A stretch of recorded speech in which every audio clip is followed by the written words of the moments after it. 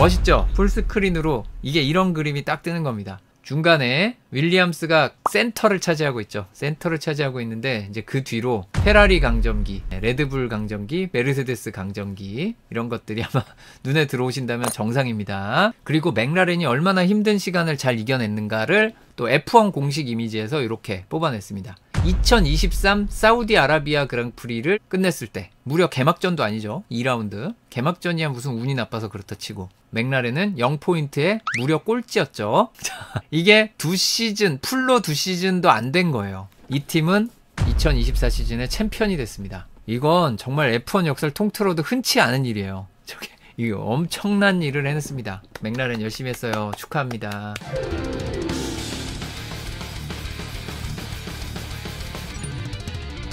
오늘의 메인 컨텐츠죠. 아부다비 그랑프리 리뷰 달려가 보도록 하겠습니다. 오늘은 팀 라디오를 대거 사용하지 않고 할 얘기가 좀 많기도 하고 Q&A에 시간을 쓰려고 좀 빨리 달리려고 했으나 왠지 모르겠는데 제가 오늘은 짧게 해야지 하고 이제 슬라이드가 130장밖에 안 됩니다. 많은데. 자, 가보도록 하겠습니다. 자, 슬라이드 130장. 줄였는데 그래요. 자, 프랙티스 1. 네. 일단 영 드라이버가 많이 출전했고요. 여기 보시면 눈여겨보실 부분 어디냐. 트랙 온도 43도 40도죠. 자, 이러면 이거는 진짜 해가 졌을 때의 상황과 많이 다르죠. 40도가 넘어가는 상황. 약간 뜨거운 성능이 좀 안 나올 수 있는 수준의 상황이기 때문에 좀 안 좋은 게 좀 있고요. 재밌는 거는 이 상위권 드라이버들 기록이 상당히 좋았다는 거. 작년과 비교해서 P1부터 정말 많이 좋아졌습니다. 물론 지난 카타르에서는 서킷의 어떤 변경점 이런 게 있어서 더 빨라졌다라고도 할 수 있는데 여기는 서킷 변경점은 사실상 없죠. 그런데 정말 많이 빨라졌다는 걸 다시 한번 느꼈습니다. 기록이 다들 미쳐 돌아가고 있어요. 그리고 충격적인 소식. 야, 우리는 21포인트 차에 페라리와 맥라렌의 맞대결을 보고 싶었어요. 그러나 안타깝게 르클레가 10그리드 페널티를 받고 시작했죠. 게다가 식중독 2연타. 동생이랑 인사하려고 잠깐 나간 것 같은데 P1에도 르클레는 기록은 1인데 랩수가 좀 적죠. 19랩이라고 써있죠. 네, 상대적으로 많이 달리진 못했습니다. 어쨌든 여러모로 페라리에게는 기적을 바라야 되는 경쟁이 거의 힘든 상황. 일단 맥라렌보다 빨라야 한다라는 생각으로 갔습니다. 그래서 이제 퀄리파잉 시뮬레이션과 레이스 시뮬레이션 P2가 엄청 중요했죠. 그래서 달려봤더니 네, 이 됐습니다. 혹시 여러분들에게는 상당히 가슴 아픈 페라리가 4등 6등을 하는 건 괜찮은데 왜 맥라렌이 1, 2등일까? 저게 사실 레드불이나 메르세데스였으면 그렇게까지 힘들진 않았을 텐데 맥라렌이 빠르기까지 하네. 우리는 10그리드 페널티가 있는데 T4시들 가슴 아프죠. 안타깝습니다. 그리고 또 하나 여기서 좀 심상치 않았던 두 분, 후켄버그와 보타스죠. 보타스가 이번 주에 정말 미쳤습니다. 레이스는 망쳤습니다. 하지만 네, 이번 주에 폼은 미쳤었어요. 보타스가 폼은 미쳤는데 이제 레이스는 망했죠. 후켄버그는 더 미쳤습니다. 더 미쳤는데 이런 게 최종전이라 그런지 흥분해서 그런지 실수가 좀 나왔죠. 이제 보타스도 큰 실수가 레이스에서 나왔고 후켄버그는 퀄리파잉에서 이것도 정말 가슴이 아프네. 네, 가슴 아픈 일들이 있었고요. 그래서 이 P2의 기록으로 봤을 때 후켄버그가 정말 빨랐다는 게 인상적이었는데 저게 뭐 연료량이나 이런 영향이 분명히 있죠. P2는 연료량 영향이 있고 셋업을 맞추기 위해 가지고 조금 최고의 성능을 안 내는 상황도 있습니다. 그 사이에 우리 키머 회장님 슈퍼챗 감사합니다. 제가 어지간하면 이 리뷰 진행하다가 이렇게 따로 안 새는데 아주 큰 후원을 해주셔서 감사드리고요. 네, 다시 돌아오겠습니다. 정말 감사합니다. 자, 다시 돌아와서 이 롱런이 어땠느냐를 봤는데 이 후켄버그 이것은 무엇입니까? 제가 그 상위권 4팀의 롱런 페라리가 롱런에서도 맥라렌에 비해서 좀 밀려. 근데 재밌는 거는 후켄버그가 이게 함정을 팠어요. 함정을 판 게 뭐냐면 이 한 줄이 1초거든요. 지금 저기 보면 한 칸이 1초인데 거의 페라리와 비교하면 거의 1초 이상 빠르죠. 근데 이게 소프트였단 말이에요. 자, 여기에 이제 이 함정 카드죠. 함정 카드가 발동. 네. 1초나 빠른데 관리도 좀 되는 것 같고 그럼 레이스에서 소프트를 써볼까? 라고 유혹을 했는데 아무도 안 넘어갔어요. 아무도 안 넘어갔습니다. 굉장히 힘들었을 것 같아요. 네.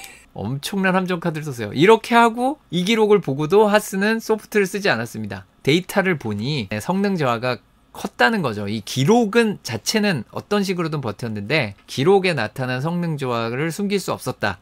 다른 팀들도 어느 정도 파악을 했을 것이다 라고 볼 수 있습니다. 그리고 제가 이게 프랙티스 2에는 이런 거 어지간하면 안 하는데 다시 한번 말씀드리지만 이거는 굉장히 왜곡돼 있다. 왜곡돼 있지만 재미로 보는 겁니다. 각 팀의 성능이나 셋업의 방향을 어느 정도 볼 수 있는 자료. 오른쪽으로 갈수록 스피드 트랩의 빠른 속도가 나온 거고요. 일로 가면 느린 거고요. 위로 갈수록 기록이 빠른 거고 밑으로 가면 기록이 느린 거니까 평균 속도가 빠른 거죠. 위로 올라가면. 그래서 평균 이 속도가 빠르고 최고 속도는 느린 노리스는 완전한 하이 다운포스 셋업이라고 얘기할 수 있습니다. 하지만 이게 여러분들 사격을 해보시면 이렇게 탄착점이 어떻게 탄착군을 이루지 않을 경우 의미가 좀 없잖아요. 그냥 잘못 쏜 거 아니야? 돼버리잖아요. 여기 그 잘 모인 팀 있어요. 에스턴 마틴 14번 18번 이렇게 모여있죠. 요 차이 성능이 보이고 있는 거죠. 예, 탄착군 형성이 잘 돼 있어야 됩니다. 뭐 하스 정도만 돼도 준수해요. 페라리도 그렇게 멀지 않은데 메르세데스 너무 멀죠. 여기도 너무 멀고요. 여긴 뭐 난리 났습니다. 자우버는 이거 어떡하냐. 그래서 이제 탄착군 포기하고 이 나와 있는 데이터에 있는 것들을 나중에 따로 정리를 해서 쓸 수는 있겠습니다. 어쨌든 보타스 이게 맞다면 굉장히 공격학적 성능이 우수한 차인 것이다. 아닌 것 같은데 이 데이터를 믿을 수가 없어요. 네, 하스는 굉장히 준수한 공격학적으로 준수한 수준인데 무난한 셋업이 잡혀 있는 반면에 이제 전체적으로 공격학적 성능이 떨어지는 차 쪽으로는 알핀. 근데 이거는 그냥 잭도안이 못한 것 같은데 라는 느낌이 좀 들죠. 그렇습니다. 분명한 것은 맥라렌이 적어도 P2 때는 저게 퀄리파잉 가면 바뀔 거 아니에요. P2 때는 굉장히 높은 다운포스를 낼 수 있지만 최고 속도는 좀 약한, 그러면 이제 섹터 3가 매우 강하다는 뜻이에요. 바꿔서 얘기하면. 네, 그런 차를 만들어서 아부다비의 퀄리파잉 성적에 올인하는 차를 가져왔을 가능성이 있다. 그게 타이어 관리에도 도움이 될 수 있고 여러모로 이득이 됩니다. 자, 그리고 프랙티스 3를 갔는데 또다시 맥라렌 1, 2. 죄송합니다. 이거 데이터가 잘못 넘어왔어요. 이거 넘어가도록 하겠습니다. 데이터가 잘못 넘어갔으니까 이제 넘어가도록 하겠고요. 퀄리파잉으로 바로 넘어가겠습니다. 데이터가 잘못됐으면 넘어가는 거죠. 이것도 네, Q1 때 트랙 온도가 44도에서 35도까지 뚝 떨어지는 네, 이런 상황이 있었고요. 네, 그리고 Q1에서는 르클레가 1위를 기록하기는 했지만 이게 압도적인 제일 빠른 기록은 아닙니다. 그리고 Q2에서도 사인스가 좋은 모습을 보이기는 했었어요. 그리고 좀 의미 있는 점을 잠깐 얘기하자면 해밀턴 탈락을 했죠. 굉장히 가슴 아픕니다. 네, 많은 분들이 보셨겠지만 끼어서 볼라드, 우리 분리대 앞에 그 자음 세 글자로 하면 똑같죠. 분리대 볼라드. 자, 어쨌든 볼라드 절단, 정확히 말하면은 마그누센이 잭두안도 피하고 해밀턴도 피하고 그래서 완전히 피하려고 이제 나갔던 건데 그게 하필 해밀턴의 아래에 딱 끼면서 망했는데 그것도 너무 늦게 나와가지고 이런 문제가 됐다. 그게 또 후켄버그가 터널에서 다른 차를 앞서 나가는 장면들이 있었잖아요. 그리고 나서 또 후켄버그가 랩을 포기하고 서행한 거에 영향이 또 있었어요. 그래서 굉장히 이래저래 이런 복잡한 상황이 있기 때문에 더더욱 여유 있게 나가야 되는 겁니다. 복잡하니까 일찍 나가야 되는데 이런 마지막 경기에 성능이 그렇게 아슬아슬하지 않은데 너무 막판에 나가려고 한 부분은 좀 아쉽지 않았나 라는 생각이 드는 메르세데스였습니다. 그 다음 프랙티스 2, 퀄리파잉 2에서는 Q2에서는 또 의외의 탈락자가 르클레가 나왔죠. 르클레의 탈락은 이제 어떻게 볼 것인가. 르클레 같은 경우에는 이제 페레스가 Q1에 한번 기록이 삭제됐다가 복구되는 1번 코너에 바깥쪽으로 벗어난 것 같아요. 솔직히 모르겠어요. 제 눈으로 봐선 그래서 나간 거냐 안 나간 거냐 이런 걸 나에게 판단을 시키면 정말 싫은 것 같은데 어쨌든 그렇게 좋습니다. 그래서 르클레는 복구가 안 됐고 나중에 Q3에서 피아스트리가 한번 또 그걸 겪게 되고요. 그렇다고 합니다. 뭐 기계들이 알아서 잘 봤겠죠. 잘 봤을 것 같고요. RB 2명이 떨어진 대신 후켄버그가 무려 3위 그리고 보타스도 9위로 Q2에 진출하는데 바꿔서 말하면 이 르클레가 만약에 그 기록이 삭제가 안 됐었다면 Q3 진출하면서 페레스가 떨어졌어요. 페레스가 Q3 못 갈 뻔했죠. 잘 생각해보면 그렇습니다. 르클레가 그 기록이 삭제가 되지 않았다면 페레스도 Q3를 못 갈 뻔했어요. 도와준 거죠. 네, 도와준 겁니다. 그리고 마지막 Q3에서는 아슬아슬한 장면이 한 번 있었죠. 이제 피아스트리 기록이 삭제됐다가 복구되는 장면도 있지만 베르스타펜이 마지막 코너에서 완전 반스핀, 하프 스핀을 하고 사고가 안 났을 때 저 바닥을 봤어야 되는데 차가 돌아가는 것만 보고 아 이거는 나갔다 온 게 아니겠냐 했는데 전혀 아니었죠. 오른쪽 앞바퀴는 철저하게 트랙 안에다가 두고 네, 차 하프스핀만 있었다는 네, 그런 장면이 있었고, 그리고 결과적으로는 마지막에 노리스가 굉장히 좋은 기록을 작성합니다. 1분 22초 59. 이제는 2021년 차가 별로 안 부러운 수준의 기록들이 나오고 있어요. 전반적으로. 그래서 차가 너무 빨라졌다. 피렐리 타이어 큰일 났다. 왜냐하면 이전 이렇게 빨리 올라가면 피렐리 타이어가 못 버티고 터지는 일이 많이 발생할 수 있어요. 내년도에. 지난 카타르 그랑프리에서 해밀턴의 타이어가 펑처가 난 부분도 이제 바닥에 떨어진 파편의 영향에 대한 것은 아직 분석이 안 나왔고, 팀 자체적으로는 주된 요인이 다른 요인이다. 에너지를 못 버틴 부분이 있었다라고 분석을 하는 게 있었어요. 그런 걸 생각하면 앞으로 좀 걱정입니다. 내년에 타이어를 전반적으로 갈아엎는 시즌이 아니기 때문에 2026년에 갈아엎거든요. 그래서 내년 거에 그렇게 많이 투자가 안 돼 있어요. 내년에 좀 많이 터져 나갈 수 있겠다 이런 생각이 살짝 듭니다. 거의 한계치에 가깝게 해놔야 레이스에서 타이어 관리 능력에 따라서 성능 차이도 나오고, 그래야지 이제 좀 피스탑 땡겨서 하면서 전략적인 변수도 생기고, 이런 거를 이제 추진을 한 거죠. 2010년에 피렐리로 계약을 하고 2011년에 첫 타이어 개발하는 거 나올 때부터 그렇게 간 건데, 바꿔서 말하면 그게 예상치를 훌쩍 뛰어넘는 에너지가 가해지면 못 버틴다는 뜻입니다. C6 타이어는 이번에 테스트를 했는데 아부다비에서는 일단 못 쓰는 타이어라는 걸 확인을 했고요. 섹터 1, 2는 괜찮은데 섹터 3에서 못 버틴대요. 타이어가. 성능 저하가 심하게 나서 한 랩을 최고 성능으로 달릴 수가 없고, 몇몇 서킷들 얘기 나온 게 지금 몬트리올, 모나코, 라스베가스 이런 데가 지금 가능할 것 같다라고 얘기가 나오고 있습니다. C6가. 자, 여기서 노리스가 풀포지션을 따면서 2024 시즌은 폴포지션 횟수 1위가 공동 1위가 됐어요. 베르스타펜 8회, 노리스 8회. 그렇습니다. 이 두 드라이버가 올해 챔피언십 1, 2위죠. 자, 그리고 퀄리파잉 주요 지표를 보면 여기는 그다지 크게 언급을 할 게 없는데, 르클레 같은 경우에 얼티미트 랩타임하면 전체 7위인데 14그리드 14위로 퀄리파잉을 마치고 이제 레이스를 사실상 최우미. 근데 하필 콜라핀토가 딱 19위였기 때문에 콜라핀토가 5그리드 페널티 있어서 맨 뒤로 가죠. 재밌는 건 이겁니다. 퀄리파잉 주요 지표 2에서 몇 번 그 얘기를 하잖아요. 섹터 3에 집중을 하면 그게 아부다비에서 이기는 방법이다. 그래서 섹터 3가 특히 강한 차들이 있어요. 가슬리와 러셀. 그러나 섹터 1, 2를 잘 못하면 이게 의미 없어지는 거죠. 섹터 1, 2가 상당히 좋았던 사인스는 섹터 3가 살짝 아쉽지만 3위를 기록할 수 있었습니다. 베르스타펜도 섹터 3가 좀 아쉽지만 섹터 2가 정말 빨랐죠. 그러니까 섹터 3가 제일 중요하다라고 했지 이것만 중요하다라는 건 아니었다는 뜻입니다. 매우 중요합니다. 섹터 3. 하지만 여기만 올인할 수는 없다. 가슬리처럼 될 수 있다. 라는 거고요. 여기도 7위, 여기도 7위한 가슬리입니다. 왠지 7위 많아 보이고요. 그 다음에 이제 최고 속도에서 좀 올인을 한 차들이 몇 개 보이죠. 전반적으로 레드불이 빨랐는데 베르스타펜 3위, 페레즈 1위. 스피드 트랩.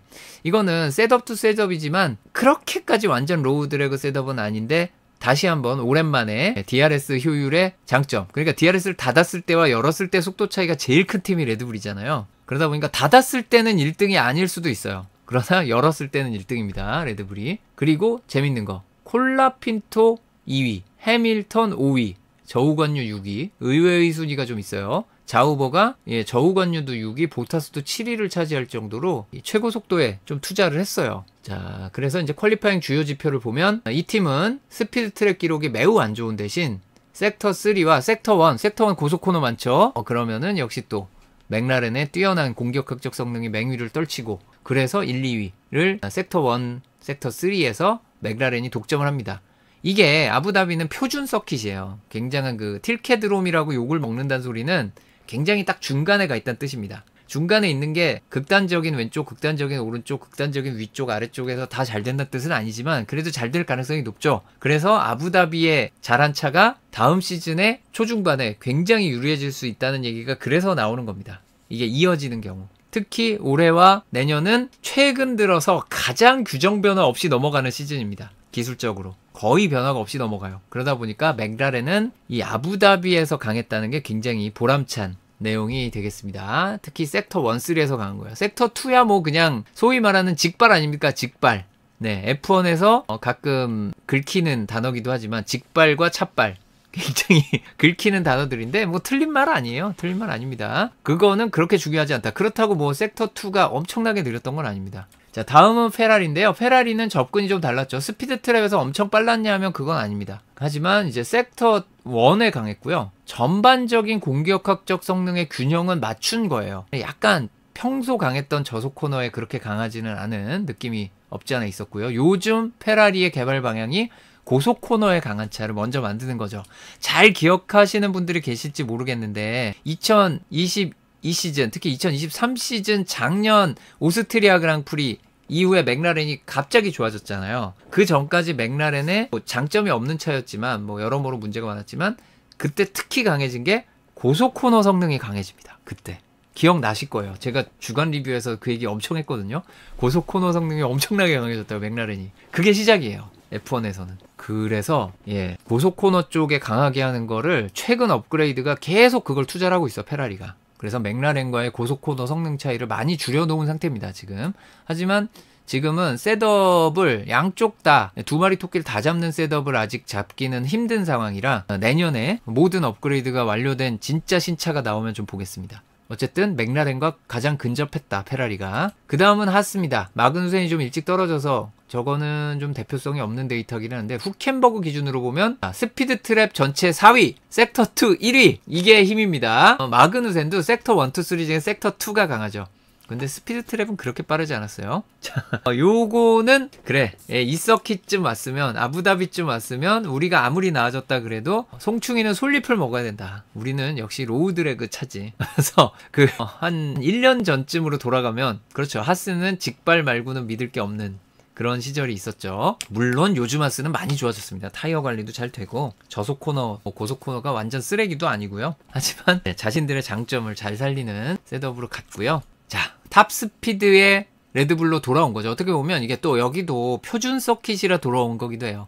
이 스피드 트랩의 1위를 독점하던, 특히 작년 보면 특히 또 페레즈가 1등을 많이 했죠. 베르스타펜 페레즈 중에도 페레즈가 조금 더 탑스피드 높고, 이 지표에 1등을 재작년부터 지금까지 총계를 내서 누가 1등 많이 했나 하면 페레즈예요. 이거 안 봐도 비디오입니다. 진짜 많이 했거든요. 그만큼은 이제 DRS 효율도 좋고, 그 다음에 약간 좀 그런 셋업도 있죠. 그래서 섹터2가 강합니다. 왜 레드불과 하스가 비슷한 길을 가지? 지금 보면은 페라리, 맥라렌이 조금 비슷한 길을 갔고, 레드불과 하스가 비슷한 길을 갔어요. 맞나 싶죠? 자, 그렇습니다. 그 다음은 이제 알핀인데요. 알핀은 약점이 도드라졌죠. 여기는 로우 드래그 셋업을 해도 안 돼요. 알핀은 요전 몇몇 경기는 로우 드래그 셋업을 했어요. 왜냐하면 다른 팀들이 이 미디엄, 그러니까 알핀과 비슷한 수준으로 이 셋업을 하는 게 아니라 아주 높은 다운포스 셋업을 할 때 우리는 완전 로우로 가자라는 식으로 차이가 좀 많이 나게 하면은 그게 됐죠. 카타르 같은 데서.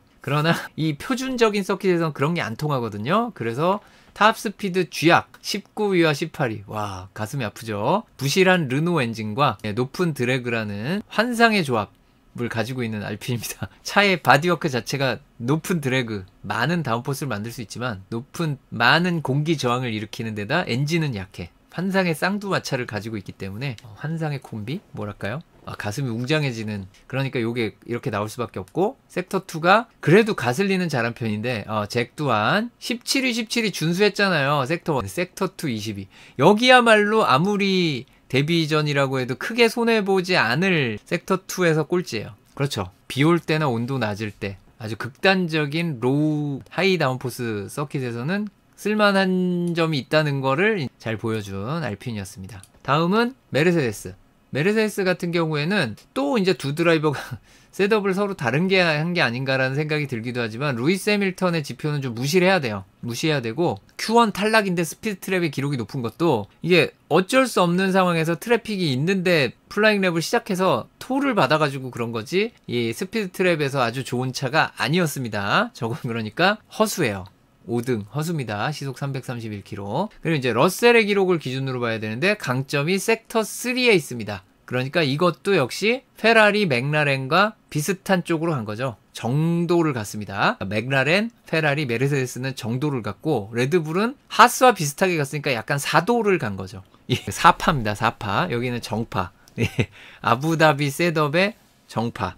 다음은 에스턴 마틴입니다. 자, 에스턴 마틴은 랜스 스트롤이 섹터 3 꼴찌. 그렇습니다. 아부다비에서 뭔가를 바랄 수 없는 차죠. Q1에서 월스트카라고 알론소가 얘기하기도 했는데, 여기도 좀 드래그가 심한 차인데, 스피드 트랩에서 그다지 늦지 않았다는 거는 제법 로우 드래그 셋업을 했다는 뜻으로 보이고, 그게 섹터 3를 정말 말도 안 되게 어렵게 만들었을 텐데, 그러니까 이거는 스트롤이 비정상이 아니고 이게 비정상으로 잘한 거죠.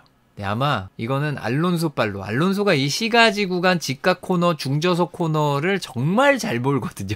그래서 버틴 거지, 이게 이상한 거지, 이게 잘못된, 이거는 드라이버의 탓이라고 보기 좀 어렵다. 이제 차가 좀 개판이었던 것이다 라고 보여집니다. 안 되는 차를 저렇게 되게 하는 거, 관심 있을지 모르겠지만 사실 저도 보고 싶은 거, 하고 싶은 게 많지만 다 못하고 살잖아요, 이런 방송 때문에. 원래 지금 PGC 서킷 1 3일차 경기를 하고 있었는데, 배틀그라운드 중계를 틀어놓고 이제 일을 하다가, 거기 보면 꼭 그게 있어요. 이 운이 나쁘면 서클이 안 좋은 데 생기면, 이게 해보신 분들만 아시는 얘기해서 죄송합니다. 예, 게임 해보신 분들만 이해하실 거예요. 서클이 잘못 잡히고 어디가 샌드위치 끼고 막 그러면은 운이 나빠가지고 안 되는데, 그게 안 될 때 잘하는 팀들이 있어요. 어떻게든 포인트를 따주는, 그게 쌓이는 게 훌륭한 선수인데, 알론소가 딱 그거죠. 정말 안 좋은 차인데 어떻게든 뭔가 포인트를 계속 얻어주는 알론소가 대단한 겁니다. 그런 거죠. 자, 그 다음 미스테리에, 요건 진짜 미스테리했습니다. 갑자기 자우버가 어떻게 된 건지. 일단 스피드 트랩에서 빠르다는 게 신기한 부분이에요.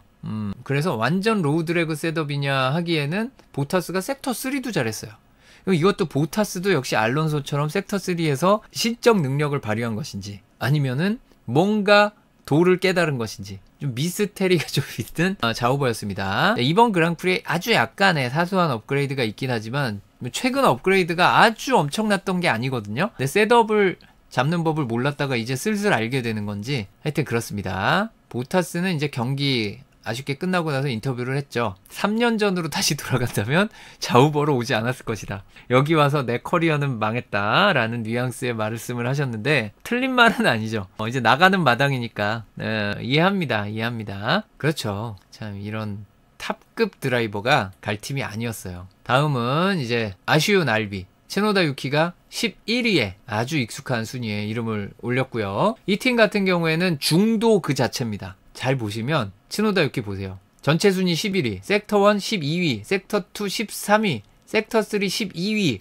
스피드 트랩 10위. 자, 이 20명의 어떤 중간에 있는, 평균했을 때 딱 평균에 있는 차가 무엇이냐? 츠노다의 차였습니다. 네, 츠노다가 평균이에요. 그냥 그 자체죠. 색깔이 없는 걸 수도 있지만 이게 이제 레이스에서 잘 풀릴 수 있으니까 그렇게 보는 거고요. 그 다음에 이제 알본 콜라핀토 같은 경우에는, 이 콜라핀토도 트래픽 이슈가 아닌가 싶어요. 윌리엄스가 그렇게 스피드 트랩에 강한 차가 아니었던 것 같은데 너무 빠르게 나왔거든요. 섹터 2가 빠르지도 않아요, 보면. 네, 그래서 저것도 역시 토를 받은 것으로 이해를 할 수 있는 데이터였고요. 이 퀄리파잉 최고 기록 비교를 보시면 이거는 Q1, Q2, Q3 가면서 차례로 나아지는데 어느 정도 트랙 에볼루션이 좀 있었습니다.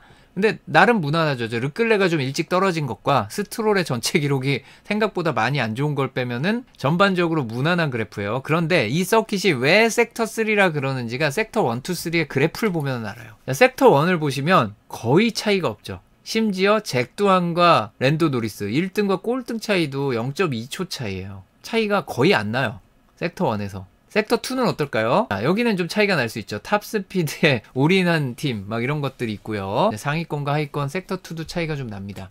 근데 이제 섹터 3가 제일 중요한 근본적인 차이가 발생을 하는 곳이고요.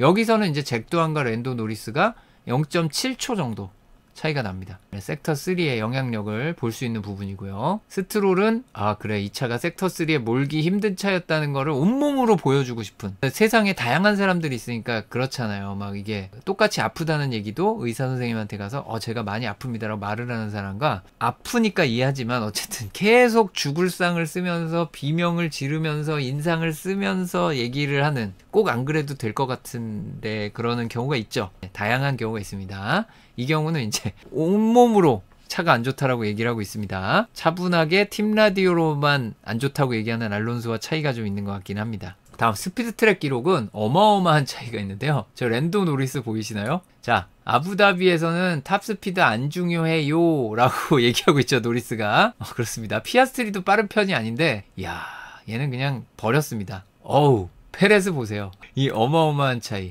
이게 지금 이것만으로 시속 11km 차이가 나거든요. 이거 DRS 열구도 못 따라갑니다. 이거 어지간하면. DRS 열어서 한 시속 15km 정도 이득 날 텐데 그거 영향 받을 때쯤은 이미 DRS 존 끝나죠. 그래서 이거 못 따라가죠. 이게 어마어마한 말도 안 되는 차이입니다. 이게 뒤에서 출발하면은 진짜 혈압 오르는 상황이 될 수 있어요. 그러나 그런 일은 없었고요. 다음으로 이제 퀄리파잉 스피드 트랩 기록을 아까 P2 했던 거랑 똑같이 오른쪽으로 갈수록 스피드 트랩에서 빠른 거, 왼쪽으로 갈수록 스피드 트랩에서 느린 거, 위로 갈수록 기록이 좋은 거, 밑으로 갈수록 기록이 느린 거. 그래서 평균 속도 이 그래프. 그런데 일관된 차가 하나 보이죠. 아까 봤던 게 기억에 나요 라고 이 자리에 노리스가 있었어요. 노리스는 일관되게 여기 있습니다. 그러니까 여기는 뭐 그냥 처음부터 노렸던 거죠. 맥라렌은 여기는 무조건 하이 다운포스에도 몰인해가지고 된다 라고 한 거고, 실제로 이게 통했죠. 레이스에서도 페이스도 좋고 타이어 관리도 잘 되고 퀄리파잉도 1등 했고 뭐 모든 게 다 됐습니다. 그런 점에서 현명한 선택이었다고 보여져요. 요거는 이제 탄착군 형성이 안 된 팀들이 많아가지고 한 대씩 제거하고 보면 이렇게 됩니다. 제거하면은 페라리도 대충 여기에 계속 있었어요. 그러니까 약간 하이 다운포스 쪽인데 맥라렌만큼 극단적이진 않은 거죠. 조금 더 효율성은 있는 편이에요. 효율에 올인했지만 극단적이진 않았던 레드불이 있는데, 결과적으로는 스피드 트랩에서 팀 단위로 제일 빨랐던 것은 레드불이었다고 볼 수 있습니다. 그다음에 이게 전반적으로 성능이 안 좋은 쪽은 알본, 윌리엄스였고요. 조금 이제 셋업상의 아쉬움이 있지만 기록 쪽에 유리했던 거는 러셀이 있기도 했습니다. 그리고 이게 뭐냐면은 프랙티스 2에서 퀄리파잉으로 갈 때 어떻게 됐느냐를 보여준 겁니다. 그러니까 셋업이 좀 잘못됐다거나 퀄리파잉을 망쳤다거나 라는 걸 볼 수 있죠. 이 셋업상의 병화라기보다는 윌리엄스는 퀄리파잉을 망쳤다라고 보는 게 맞고요. 퀄리파잉에서 대박을 친 쪽이거나 이게 미묘한 셋업 조정을 통해 가지고 이득을 얻었다고 볼 수 있는 쪽이 이 알핀이죠. 기록이 이만큼 좋아졌으니까 약간의 다운포스를 더 주고 속도를 조금 포기하는 대신 기록을 왕창 끌어올린 게 이게 알핀이에요. 프랙티스 2와 비교해서. 맥라렌은 왜 선이 없나요? 이게 같은 자리입니다. 점점점점이 프랙티스 2거든요. 여기도 짧아가지고 표시를 안 한 거고, 어떻게 보면 이거는 RB가 느려졌다라기보다는 상대적인 거라, 이게 상대적인 겁니다. 다들 기록이 좋아져서 기록이 이제 별 차이 안 난 것 같은 느낌이 난 거고요. 이 에스턴 마틴 같은 경우에도 셋업을 많이, 조금 더 이 극단적인 로우 드래그 셋업에서 조금 다운포스를 많이 주도록 바꿨더니 순위가 좀 올라갔다라고 하는 케이스라고 보겠습니다. 그리고 레드불은 P2 데이터가 거의 무의미했었어요. P2가 워낙 엉망이어서 셋업을 왕창 바꿨어야만 했고, 그러다 보니까 차이가 많이 생긴 겁니다. 어쨌든 셋업이 성공한 거는 페레스와 베르스타펜이 Q3에 다 갔고, Q3에 베르스타펜이 그 처음 흔들리는 그랩에서 만약에 리듬이 깨지지만 않았으면 좀 더 기록이 좋았을 수도 있어요. 그러니까 셋업은 어느 정도 성공했다고 보여지고, 하스가 전반적으로 좋았던 게 인상적입니다. 하지만 하스의 문제는 다른 데서 발생했죠. 후켄버그가 핀레인에서 추월을 하면서 3그리드 페널티를 받게 되는데, 이 부분은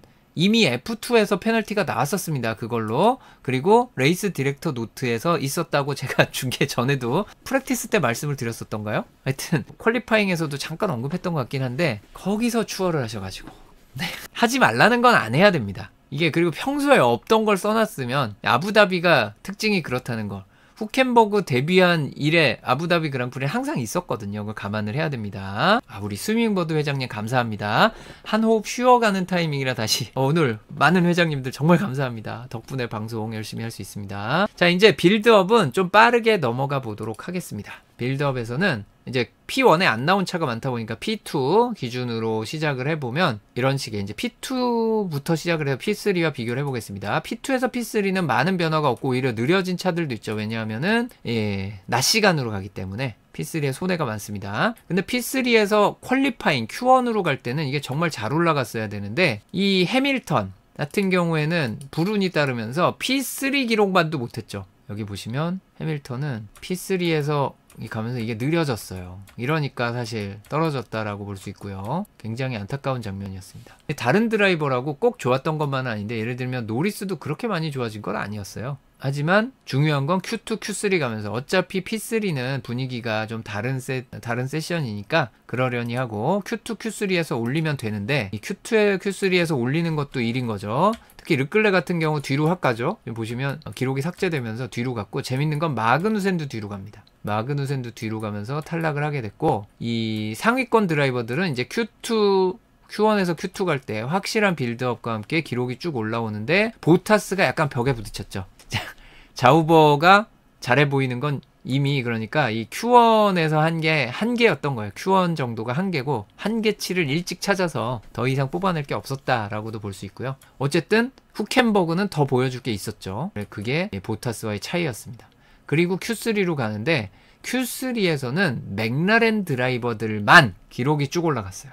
그만큼 맥라렌이 이 서킷에서는 완벽하게 1등 차였습니다. 다른 팀들은 할 수 있는 여지를 이미 다 뽑아 놓은 거였어요. 거의 다 뽑아 놨었습니다. 마지막에 더 끌어올릴 여지가 별로 없었던 반면에 맥라렌은 드라이버들이 Q2까지 조금 더 안전하게 달리면서도 Q3에 올인을 할 수 있는 빌드업을 잘 해냈습니다. 모든 면에서 완벽했어요. 맥라렌의 이번 아부다비 그랑프리는 잠시 뒤에 보여줄 그 장면을 빼고는 모든 게 완벽했습니다. 자, 그리고 올해 끝났습니다. 24라운드까지 퀄리파잉 팀메이트 배틀 결과 중간에 바뀐 자리가 3자리가 있어서 숫자가 꽉 차지는 않지만 베르스타펜 페레즈 23대1 말도 안 되는 차이가 생겼고요. 사실 이번에 이제 메르세데스 고별전을 치른 해밀턴이 올해를 굉장히 힘든 한 해라고 얘기하는 게 사실 여기 다 담겨 있어요. 19대5는 좀 죄송한 얘기지만 이거는 너무 큰 차이입니다. 이게 말도 안 되는 차이여서 이게 좀 눈에 안 띄는 거지 이것도 사실 너무 큰 차이예요. 19대5도 4배잖아요. 너무 큰 겁니다. 여기 비교되는 게 있고요. 자, 19대5가 엄청나다 그랬죠. 그럼 20대4는요 더 엄청난 거죠. 그만큼 올해는 피아스트리가 여러분들 레이스를 중심으로 기억을 하면 피아스트리와 노리스가 굉장히 비슷한 느낌으로 느껴질 수 있는데 하나도 안 비슷했어요. 이거 20대4 이게 퀄리파잉 배틀이 5배 차이 났는데 절대 비슷한 거 아닙니다. 이건 명함도 못 내민 거예요. 피아스트리가 그만큼 노리스가 잘한 거죠. 피아스트리가 잘하는 거잖아요. 잘하는데 노리스가 안 밀려요. 진짜 잘하는 겁니다. 자, 그리고 마찬가지입니다. 19대5는 용서받을 수 있는 수치가 사실 아니에요. 예, 아프게 맞아야 한다라고 얘기하려고 했는데 요새는 교육할 때 체벌 안 하죠. 죄송합니다. 제가 너무 구세대라. 저는 안 때리고 어떻게 교육이 되지? 라고 생각하는 세대라. 회초리를 들어야 됩니다. 아버지가 자기 자식에게는 더욱 엄해야 됩니다. 실제 맞고 있을지도 몰라요. 실제로는 집에서 엄할지도 모르죠. 로렌스 스트롤이. 야, 이 자식아 들어와봐. 여기 엄한 아버지의 표상이 막스 베르스타펜의 아버지 있지 않습니까? 네, 어쨌든 여기 큰 차이 나는 걸 여기 또 있죠. 20대3 뭘 5배 가지고 그러시나요? 여기 6배가 넘는 게 있습니다. 여기 23배도 있고요. 네. 그렇습니다. 네. 기록으로 보면은 이번에 초행길에 차이가 많이 나신 잭두안이 있습니다. 빨간색 바로 찍었죠. 이거는 Q1 탈락을 하고 가슬리가 Q3 갔기 때문에 차이가 확 났고요. 베르스타펜과 페레즈 23경기 평균 0.725초. 이건 정말 말도 안 되는 겁니다. 자, 아까 팀메이트한테 밀리긴 했으나 좀 얘기 좀 들은 피아스트리 0.17초밖에 차이 안 나요. 해밀턴 0.159초 차이밖에 안 나요. 그렇습니다. 기록으로는 그렇게 차이가 안 났다. 르클레 사인스 와 이거 미쳤다. 사실 요런 식으로 가장 치열했던 두 팀이 알핀과 페라리야. 팀메이트끼리. 오콘 가슬리도 미쳤었고 르클레 사인스도 미쳤고요. 이러니까 자꾸 뭔가 갈등이 있어 보이는 거죠. 23경기 평균 0.009초입니다. 말이 되나? 그러니까 여태까지 있었던 차이를 모두 합하면 한 0.2초 정도 되는 거네. 23경기를 다 합치면 0.2초가 되는 거예요. 차이가. 너무하죠? 제가 생각해도 너무합니다. 그리고 이제 보타스와 저우간요. 여기도 이것 때문에 희석돼서 그렇지 이것도 말도 안 되게 큰 차이다. 그리고 리암 로슨도 생각보다 츠노다 유키에게 퀄리파잉에서 많이 밀렸다. 이거는 시즌 중간에 들어온 거로 약간은 커버가 되지만 생각보단 차이가 컸어요. 그리고 잔여 타이어 같은 경우에는 모든 드라이버가 미디엄 한 세트, 하드 두 세트가 있습니다. 이게 다 똑같죠. 레이스에서 이제 소프트 타이어가 살짝 등장하긴 하지만 메인은 다 이거였고요. 그 다음에 이제 프랙티스 3와 심지어 퀄리파잉 첫 주행으로 긁어놓는 걸 합쳐서 이렇게 긁어놓은 타이어들이 맥라렌과 에스턴 마틴에서만 죄송합니다. 메르세데스와 에스턴 마틴에서만 있었습니다. 자, 맥라렌이 옛날에 메르세데스 팩토리 팀 역할을 했다 보니 자꾸 말이 헛나오는 거 양해 부탁드리고요. 자, 그래서 이제 그리드에 섰는데요. 다 미디엄이었죠. 네, 해밀턴 빼고 전부 다 미디엄. 소프트가 없었어요. 그게 핵심이죠. 하스가 엄청난 그 함정 카드를 깔아놨는데 함정 카드가 발동했다. 이거를 아무도 하지 못했어요. 자, 소프트가 없었습니다. 그래서 솔직히 미디엄 타이어 그레인 성능 저하 속도로 봤을 때 소프트 꼈으면 큰일 날 뻔했다라는 생각이 들긴 합니다. 그리고 해밀턴이 여기서 하드 타이어 출발로 변수를 노리는데 기억나실 거예요. 경기 중반에 해밀턴이 굉장히 힘든 말을 하잖아요. 그게 이런 하드 스타트 같은 걸 보통 안 하는 이유예요. 옆에서 다 미디엄 스타트를 한 경우와 하드 스타트를 한 경우는 거의 한 20렙이 가도록 성능 차이가 줄어들질 않아요. 그럼 간격은 점점 더 벌어지고 나는 필사적으로 하고 있는데 아무것도 되는 건 없고 그러면 차가 망가졌나? 아니면 내가 잘못하고 있나? 팀에서 나한테 뭔가 엿먹인 건가? 5만 가지 생각이 다 날 수밖에 없어요. 그래서 이런 전략을 잘 안 하는 겁니다. 그런데 이제 이번에 통하죠. 통합니다. 전략을 이제 예상하는 거. 앞에 미디엄 타이어가 빨리 손상되면 투스탑 가야 된다. 실제 몇몇 드라이버가 저렇게 갔습니다. 그리고 피스탑 타이밍. 원스탑으로 이제 보통 가겠지만 투스탑까지 생각을 해야 되니까 피스탑 타이밍이 중요한데 이 서킷은 야스 마리나 서킷은 핏로드에서 잃어버리는 시간이 상당히 적은 서킷입니다. 22초. 상당히 적은 서킷이에요. 그런 얘기를 하면 다시 한번 돌아가서 2021 아부다비 그랑프리에서 메르세데스는 왜 세이프티카에 타이어를 교체하지 않았나 라는 생각이 들 수밖에 없죠. 그렇습니다. 하여튼 그렇고요. 자, 경기 전에 찍었는데 굉장히 아쉬운 장면이 좀 나오죠. 오콘이 없습니다. 사실 시즌 시작할 때 있었던 드라이버가 무려 3명이나 없어요. 로건 사잔트도 없고 데니얼 리카도도 없고 3명이 바뀌었어요. 멜버른에서 찍습니다. 바레인에서 찍습니다. 그리고 이제 내년에는 멜버른에서 찍겠죠. 자, 그리고 이제 여러 드라이버들이 도열해 있다가 이제 내년에는 저 순서도 바뀌겠네요. 레이스 랩 차트가 나오는데 여러 가지 사건 사고가 펼쳐졌습니다. 팀별로 알아보기 전에 스타트 직후의 장면을 우리가 얘기하지 않을 수 없지 않겠습니까? 너무 많이 돌렸더니 나도 뭐가 뭔지 모르겠다. 자, 바로 이 장면. 수미 쌍관법으로 끝난 이번 아부다비 그랑프리. 피아스트리가 얘기합니다. 무브 오브 월드 챔피언. 그렇습니다. 이것이 바로 월드 챔피언의 움직임이지. 베르스타펜이 상반되게 얘기합니다. 나는 슈퍼 언럭키하다. 네, 나는 계속해서 충돌 전까지 안쪽으로 쭉 가고 있었다. 자, 이거는 일단 이 팀 라디오의 온도에서 알 수 있듯이 피아스트리의 책임으로 갈 일은 없는 사고예요. 없는 사고입니다. 사고를 피할 수 있었던 것도 베르스타펜이고 피아스트리가 사고를 피할 방법이 있긴 있어요. 이거는 아예 이 미러를 보고는 있으니까 진짜 대문짝만하게 왼쪽을 열어줘가지고 나는 트랙 밖까지 도망을 가고 이렇게 열어주는 방법이죠. 근데 이런 장면에서 그렇게 도망갈 드라이버는 없습니다. 없어요. 이거는 무조건 안쪽에서 사고를 피했어야 되는 건데 비슷한 장면이 F1 아카데미 레이스 3에서 있었어요. 시작하자마자 클로이 챔버스와 도리안판이 바깥으로 돌고 클로이 챔버스가 안쪽으로 들어오다가 도리안판을 치죠. 그런데 그때 10초 페널티가 나왔습니다. 클로이 챔버스에게. 단 한 가지 이걸 피해갈 수 있는 방법은 1000렙이라 봐준다. 밖에 없어요. 그러니까 자비를 빌어야 되는 거지 자비가 의무인 상황이 아니에요. 그런데 자비를 베풀 요건도 안 됐죠. 그걸 이제부터 확인해 보도록 하겠습니다. 자, 스타트 직후 첫 코너로 향하는 장면입니다. 자, 위의 장면이 브레이크를 밟기 전, 그리고 브레이크를 밟기 시작할 때 누가 레이트 브레이킹을 했는지 알 수 있습니다. 자, 위에 앞에 피아스트리가 보이고 베르스타펜의 오보드입니다. 그리고 아래를 보면 슈퍼 레이트 브레이킹 해밀턴이 들어갑니다. 이렇게 했다가 페널티 받은 사례가 얼마 전에 있었죠. 멕시코 시티 그랑프리 1000렙의 7번 코너에서 누가 이렇게 하다가 페널티를 받았을 때 그게 베르스타펜이었죠. 자, 그렇습니다. 레이트 브레이킹을 했습니다. 여기까지는 뭐 큰 문제는 아니에요. 들어갈 수도 있어요. 자, 그리고 자, 에이펙스로 다가가는 순간인데 여기서부터 베르스타펜은 고민에 빠졌을 겁니다. 왜 고민에 빠지느냐? 이거는 아부다비에서 이 연석을 스타트 직후에는 아무도 밟지 않으려고 하는 것과 연관이 있어요. 노리스 보시면 이 연석을 털끝만큼도 안 건드리고 지나갑니다. 이게 보통의 아웃인 아웃할 때 갈만한, 그러니까 최단거리라든지 최저 속도를 높일 수 있는 그 어떤 직선거리가 안 나와서 안 밟는 게 아니고요. 이 모양 때문에 그래요. 이 모양을 보시면 여기 보시면 여기 중간까지 보통의 연석이에요. 이렇게 올라가면서 이렇게 가면 계단이겠지만 여기까지 올라갔다가 여기서 끝나고 밖으로 내려가죠. 여기는 이제 색칠은 돼 있지만 내려가 있어요. 이게 뭐냐면 바퀴가 이쪽으로 빠지는 순간 플로어가 이걸 긁게 돼 있어요. 플로어가 이걸 긁는다는 소리는 그립이 날아간다는 소리죠. 언더스티어 나온다는 소리입니다.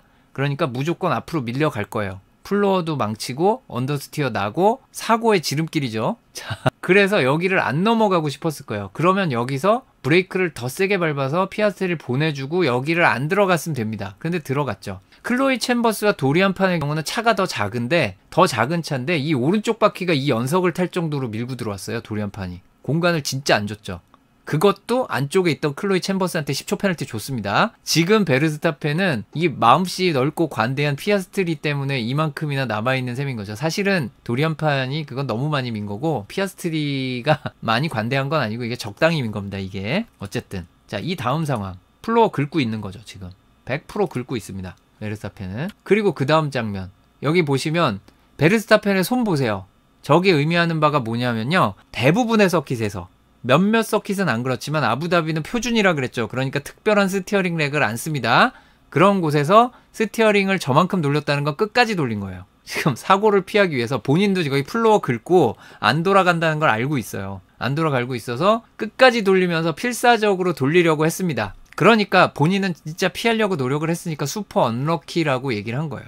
그런데 사실 아까 이 아랫 장면에서 이미 늦은 거였어요. 사실은 이미 늦었어요. 이걸 안 왔어야 돼요. 이 장면에 안 왔어야 되는데 이미 늦었죠. 자, 그리고 여기서는 사고를 피할 길이 없어졌습니다. 단 한 가지는 갑자기 피아스트리가 오른쪽으로 스티어링으로 획 돌면서 저쪽으로 스피나듯이 오른쪽으로 빠져나가는 거. 누가 미쳤다고 그렇게 돌려요? 그런 사람 없습니다. 자, 그래서 그거 말고는 없어요. 자, 이번엔 피아스트리의 시점. 피아스트리는 이 1번 코너로 들어갈 때 보시면 노리스 보이시죠? 그 연석 안 건드리고 가고 있죠. 하지만 피아스트리는 뒤에 차가 있기 때문에 노리스만큼도 안 가요.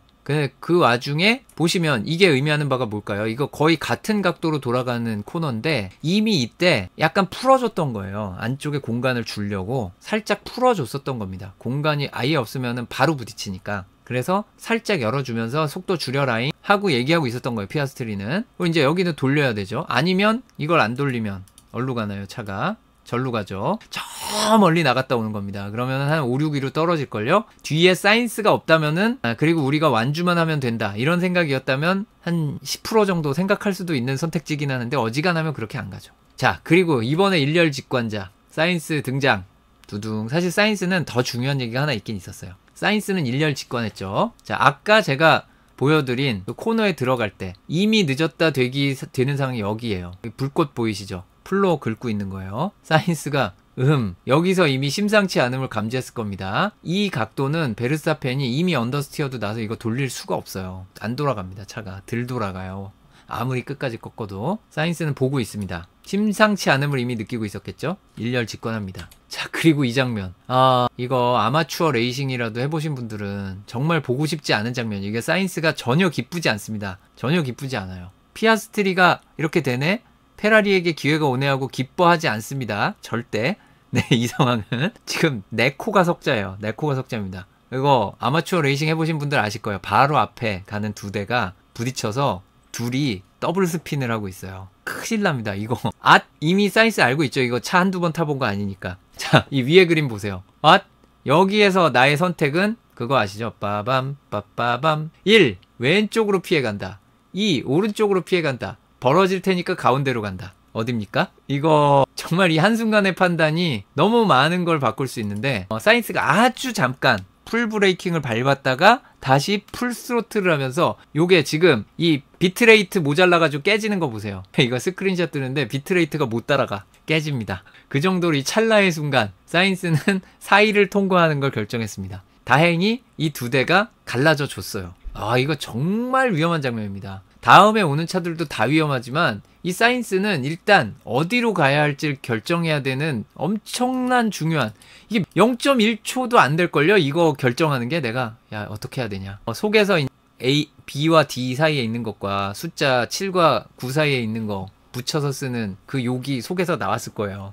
그래서 살짝 운도 있거든요. 이게 스핀을 하다가 도대체 어느 쪽 각도로 어떻게 쓸 것인가에 따라서 이제 스핀을 하다가 이제 그게 멈추는 거에 따라 차가 가는 방향이 다 바뀌거든요. 솔직히 운도 있는 거예요. 이거는 운도 있어서 갈라졌습니다. 다행히. 그래서 사인스는 속으로 욕을 했겠지만 통과를 해서 갑니다. 자, 이제 맥라렌은 어떤 레이스를 펼쳤는가. 일단 노리스는 상당히 잘해줬습니다. 페이스 완벽했습니다. 사인스가 노리스와의 간격을 유효하게 줄인 게 한 랩 먼저 피스탑한 직후 잠깐 그것 빼고는 사실상 없었어요. 그만큼 노리스가 사인스에 비해 타이어 관리도 잘 되고 전반적인 페이스도 미묘하게 빨랐어요. 하지만 피아스트리는 첫 랩에 저 사고를 당하고 리스타트를 하자마자 콜라핀토에게 펑처를 선물하죠. 이거는 피아스트리의 잘못입니다. 약간 그것도 루키 에러예요. 피아스트리는 루키 아니죠. 소포모어죠. 2학년. 그래서 좀 하면 안 되는. 피아스트리가 굉장히 차분해 보이고 얼음 같고 바늘로 찔러도 들어가지 않을 것 같은 그런 친구로 보이지만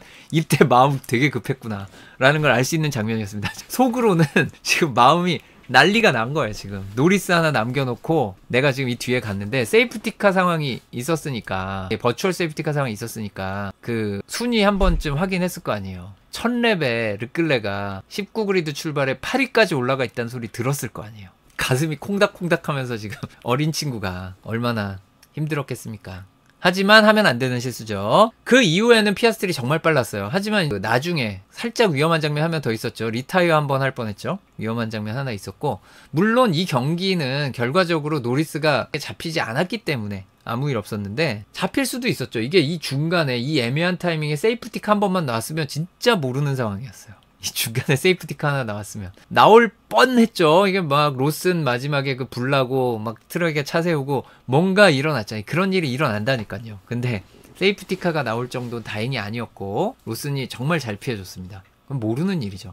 그래서 이때는 정말 최선을 다할 수밖에 없었고, 사실상 하드 투스탑으로 경기를 마친 피아스트리는 1포인트 가져갑니다. 이 츠노다 넘어가려다가 그 츠노다였나요? 굉장히 위험한 장면 하나 있었죠. 자, 그리고 다행히 마지막에 노리스가 피아스트리를 추월하지 않았기 때문에 2002년 미하엘, 2019년 루이스 해밀턴, 2023년 막스 베르스타펜, 2023년은 베르스타펜이 그냥 우승 많이 한 걸 떠나가지고 모든 랩 완주를 했습니다. 스카이 스포츠 F1 이미지 제공 감사합니다. 오스카 피아스트리가 그에 이어서 네 번째로 또 모든 랩을 완주한 드라이버가 됐습니다. 백마커가 되지 않았습니다. 뭐 그렇게까지 목숨 걸고 지킬 기록은 아니긴 하지만 어쨌든 기록이 그랬고요. 다음은 페라리입니다. 솔직히 페라리는 기적 같은 일을 해낸 겁니다. 이것만으로도. 마지막 하나가 없었죠. 근데 너무 그게 마지막에 다 있으면, 제가 굉장히 싫어하는 드라마 극본이나 영화 시나리오예요. 그게 마지막까지 그게 다 일어나 버리면, 여기서 세이프티카까지 나오고 아니면 무슨 노리스 차에 문제 생기고 그러면 좀 심한 거죠. 이 정도만 해도 기적입니다. 베르스타펜이 하필 피아스트리를 그렇게 칠 줄 누가 알았으며,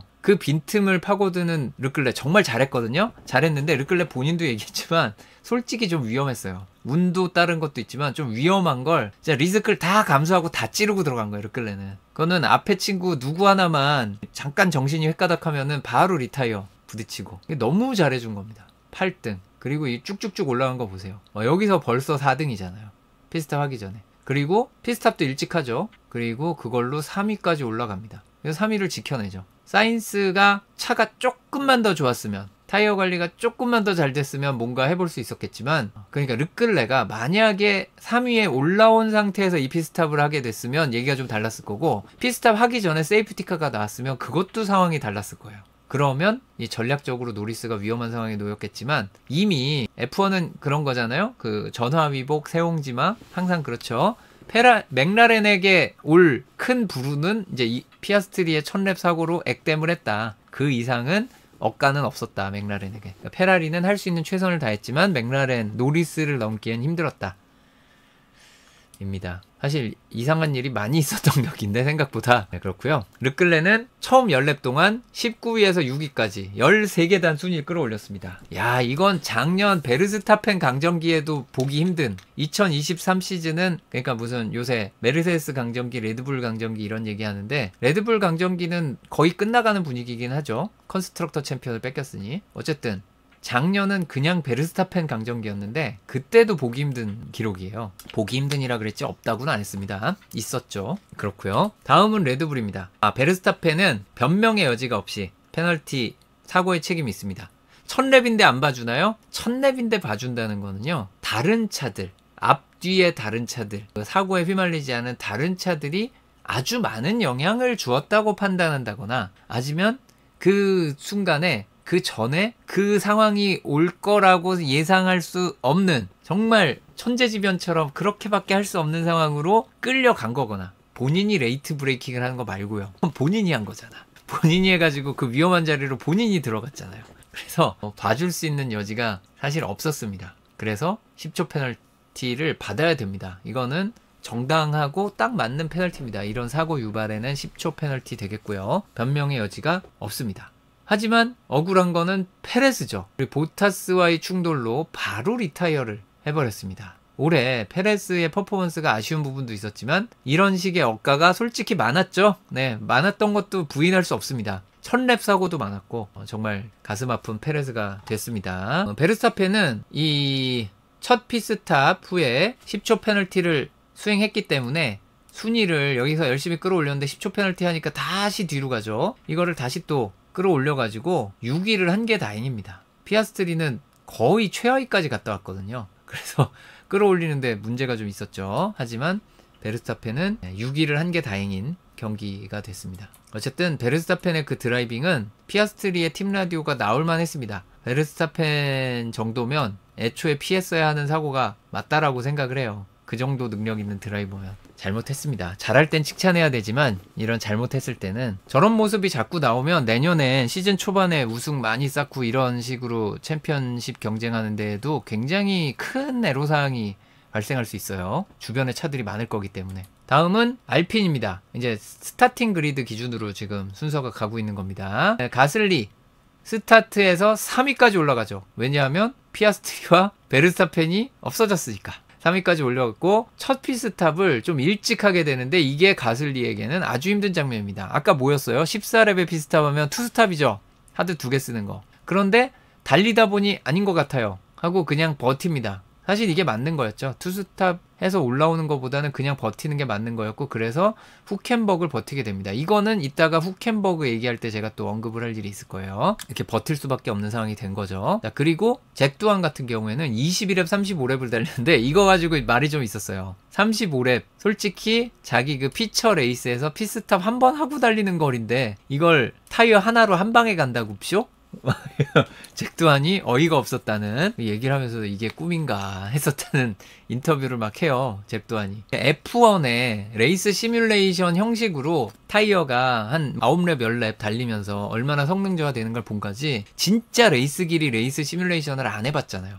그거는 프리시즌 테스트 때 합니다. 징하게 합니다. 프리시즌 테스트 때 거의 모든 드라이버가 한 4번씩은 해요. 레이스 거리만큼의 그걸 해서 루키들도 한 4번 레이스는 치러보는 셈이 되는 거죠. 프리시즌 테스트 가면. 어쨌든 많이 하면 4번이고 한 3번 할 수도 있겠다. 어쨌든 잭 두한 같은 경우에는 좋은 경험이다 하면서 레이스에서 아주 강한 모습은 못 보여줬어요. 뭐 첫 경기인데. 네. 하지만 준수하게 완주를 해냈다는 거, 큰 문제가 없었다는 거, 사고도 안 일으켰다는 거, 네, 그걸로 만족입니다. 사고 안 일으켰으면 됐죠. 다음 메르세데스입니다. 메르세데스는 조금 할 얘기가 있죠. 요거는 아마 아예 모르시는 분들도 계실 텐데 흔히 말하는 F2 중계를 보시는 분들이면 가끔 나오는 표현 얼터너티브 스트래티지.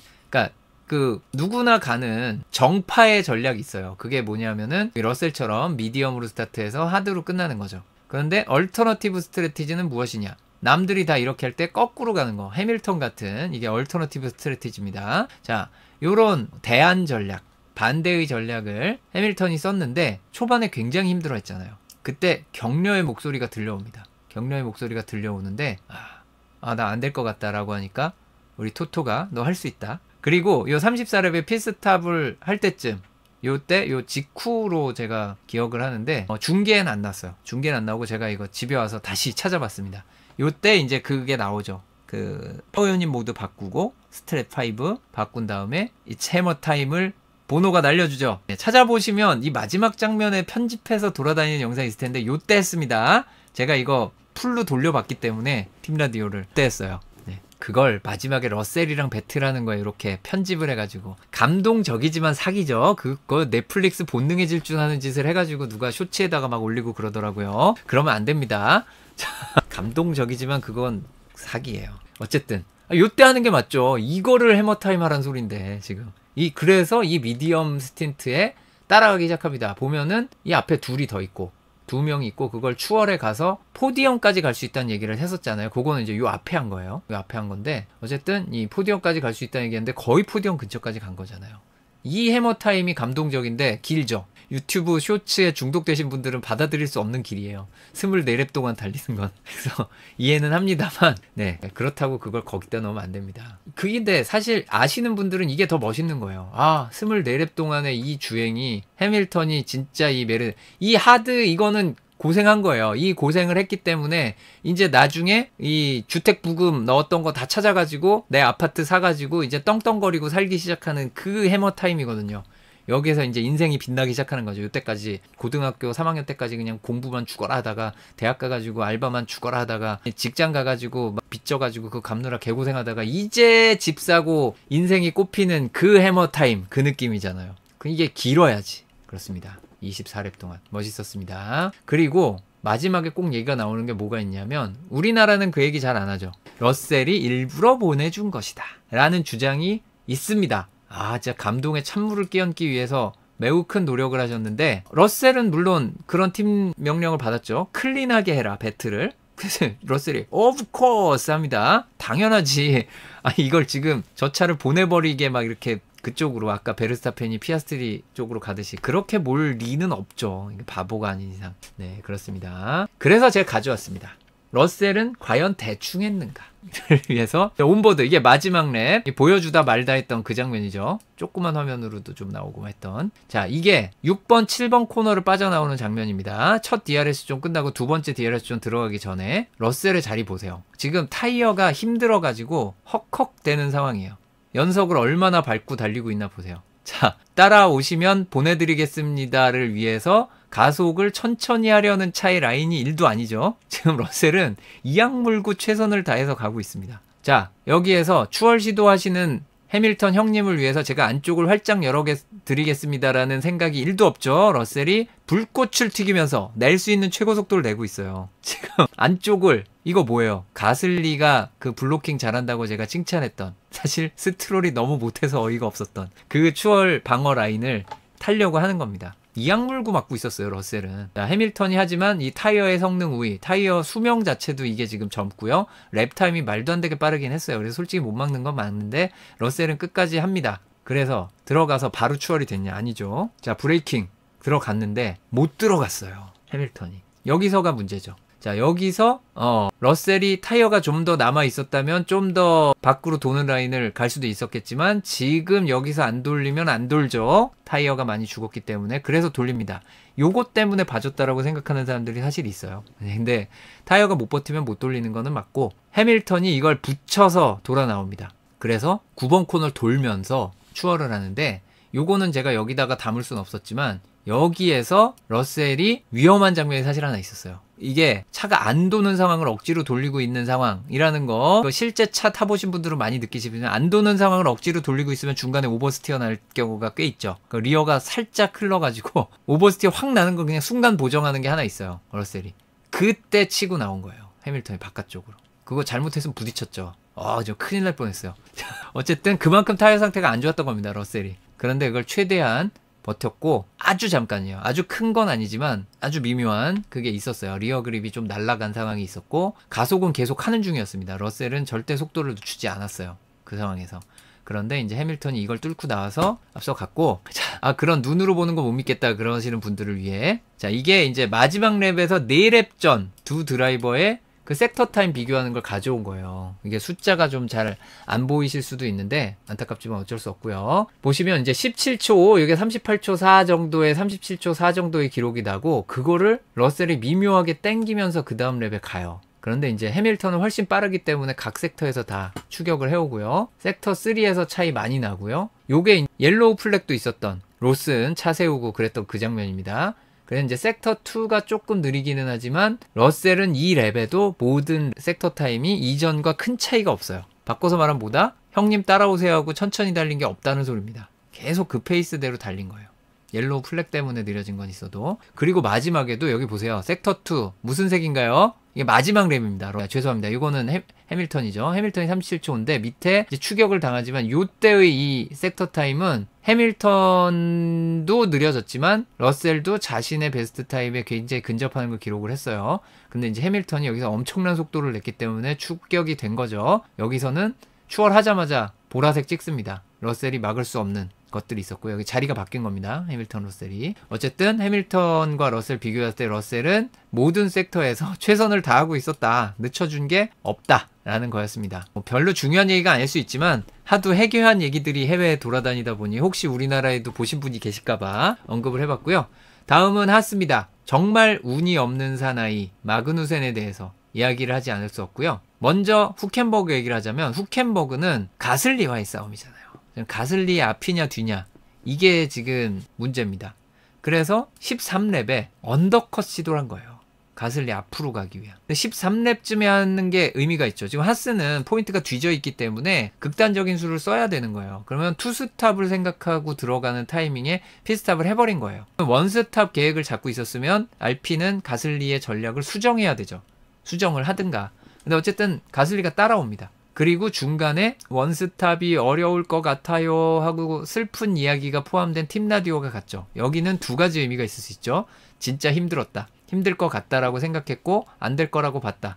두 번째, 페이크다. 네, 페이크였을 수도 있어요. 사실 되는데 가슬리를 피스탑 시킬 수 있다면 나는 또 피스탑을 할 건데 또 언더컷을 할 건데라고 자꾸 신호를 줘서 가슬리가 피스탑을 한다면 나는 그냥 버텨가지고 앞으로를 생각했을 가능성이 있죠. 하지만 둘 다 눈치를 보다가 둘 다 안 합니다. 그래서 이 두 명은 40랩 넘게 가슬리는 14랩의 피스탑에서 44랩 동안 하드한 세트로 갔고 후켄버그는 45랩 동안 갔어요. 이거 생각하면 이 두 명이 정말 그 미칠 듯한 타이어 관리 경쟁을 한 거죠. 하지만 마그누센은 못 버티고 들어갔는데요. 못 버티고 들어가서 나오자마자 보타스에게 침을 맞습니다. 뒤로부터. 그래서 보타스는 최대한 사고를 피하기 위해 브레이크를 정말 전력을 다해 밟아줬지만 그렇다고 해도 휠락과 함께 차는 멈추지 않고 마그누센을 들이받으면서 마그누센은 또 피스탑을 합니다. 그리고선 에라 모르겠다 소프트를 시전하죠. 남는 건 소프트 하면서 에라 모르겠다 소프트를 시전하고 가다가 마지막에 어차피 포인트도 굴렀고 여기를 계속 갔으니까 이제 뭐 가능성이 없죠. 너의 은퇴전 마지막 선물이야. 패스티스트 랩 가자.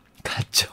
여기 좀 너무 압도적인 기록이 나옵니다. 그래서 이따가 잠깐 보시겠지만 패스티스트 랩 2등하고 너무 압도적으로 큰 차이가 나와요. 그래서 포인트 없는 패스티스트 랩이 여기 추가가 되는 장면이 있었고요. 마그누센 F1 은퇴전이 될 텐데 정말 운 없는 경기가 됐고요. 다음은 에스턴 마틴입니다. 상반된 두 드라이버. 알론소 같은 경우엔 잘 해냈죠. 사실 이 앞에 있는 드라이버들의 면면을 보면 알론소가 넘어갈 만한 차가 없었고 피아스트리에게 실질적인 추월 위협을 당할 정도로 추격당한 적이 없기 때문에 무난하게 투스탑하면서 9위까지 가져간 알론소가 대단했고요. 이 친구의 얘기는 좀 다르죠. 왜냐하면은 리타이어한 차들의 면면을 보면 콜라핀토를 제외하면 두 대가 스트롤 앞에서 출발했죠. 스트롤보다 상위에 있었던 로스는 또 역시 온갖 억가를 당하면서 그 뒤로 갔죠. 마그누센도 근처에 있었는데 망했죠. 그러면 스트롤은 좀 순위가 올라가야 정상이 아닌가 싶지만 페널티까지 받으면서 스타팅 그리드만도 못한 순위로 처지고 말았습니다. 그리고 그 문제의 그 배틀 장면에서 아무리 타이어 상태가 안 좋다고는 하지만 너무 무력한, 마치 러셀의 마지막 랩 정도로 무력한데 그 정도로 타이어가 안 좋지는 않았을 텐데 정말 가슴 아픈 스트롤이었습니다. 직원들에게 월급을 주셔서 감사합니다. 다음은 존재감이 별로 없었던 저우관유와 지지리도 운이 없는 것도 있지만 본인도 잘못했던 보타스 여기서 부딪히죠. 이것도 보타스가 페널티를 받았습니다만 페레즈를 리타이어 시켜버리고 본인도 고별전인데 굉장히 우울하게 또 이 버추얼 세이프티카 때 교체를 안 하고 버추얼 세이프티카 끝나고 교체를 하면서 페널티를 수행을 하죠. 자, 페널티를 수행을 하고 자, 다시 잘 달려보자 하다가 휠락이 심하게 걸리면서 마그누센을 보내고 리타이어를 하고 맙니다. 3년 전이었으면 없었을 장면. 한 번의 선택이 이렇게 됐네요. 그래서 보타스는 풀리는 게 하나도 없는 경기가 되어버렸다. 퀄리파잉에 잘했던 것이 새옹지마가 돼서 돌아온 꼴이 되었습니다.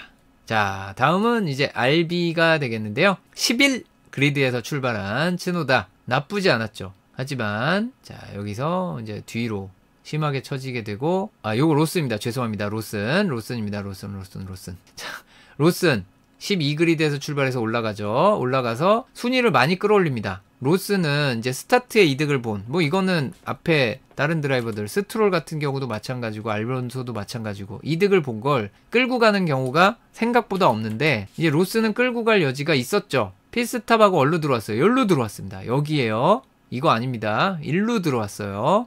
로스. 그런데 왼쪽 앞바퀴 휠넛을 덜 조이는, 튀어나갔으면 정말 큰 사고 나고 이제 세이프티카 나오고 이제 난리가 났을 텐데, 덜 조이는 바람에 다시 들어와서 이거를 또 조이고, 그거를 몇 랩 뒤에 또 페널티 수행을 했죠. 페널티까지 나왔어요. 그거 언세이프 릴리즈 때문에. 드라이버 잘못은 아니지만 레이스에 영향을 주는 잘못을 했기 때문에 페널티가 또 나와서 그거 수행하고 완전히 최하위권으로 쳐졌는데 차까지 망가졌어요. 온갖 억가는 다 당했죠. 잘하면 로슨 혼자서 세이프티카를 2번 부를 뻔했습니다. 여기서 만약 덜 조인 게 아니라 거의 안 조인 수준이었으면 바퀴가 빠졌을 거 아니에요. 100% 세이프티카죠. 그러면. 근데 그 위험한 사고라 그런 건 나오면 안 됩니다. 근데 세이프티카 안 나왔고, 여기서 또 세이프티카 나오나 했죠. 근데 여기서 세이프티카 나오면은 그냥 세이프티카 엔딩 될 뻔해서 너무 늦기는 했습니다만, 어쨌든 페라리의 희망이 될 뻔했던, 예전에는 페라리 엔진을 쓰던 토로로소였던 팀, 네, 지금은 RB, 내년엔 레이싱 불스였고요.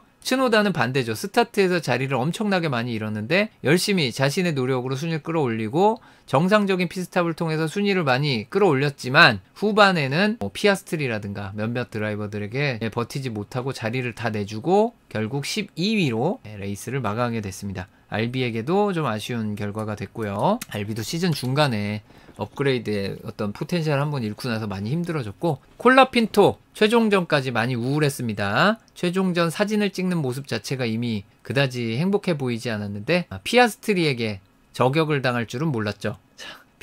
스타트에서 뭐 별 차이는 없었는데 피아스트리에게 저격을 당하면서 최후위로 가고 결국 리타이어를 택했고요. 알본 같은 경우에는 이 타이어 관리가 굉장히 잘 된다는 걸 보여준 차예요. 그리고선 뭐 레드 플래그나 세이프티카가 나오면 대박을 칠 수 있는, 이 타이밍에 나왔으면 대박이죠. 포인트를 딸 뻔했어요. 9등을 할 뻔했죠. 이게 9등으로 한참 달렸잖아요. 알본이. 제발 세이프티카. 페라리와 비슷하게 윌리엄스도 노래를 부르고 있었을 거예요. 제발 세이프티카. 그러나 세상 일은 그렇게 내가 원하는 대로 흘러가지 않고, 네, 알본은 결국 순위권 밖 11위로 밀려나고 말았습니다.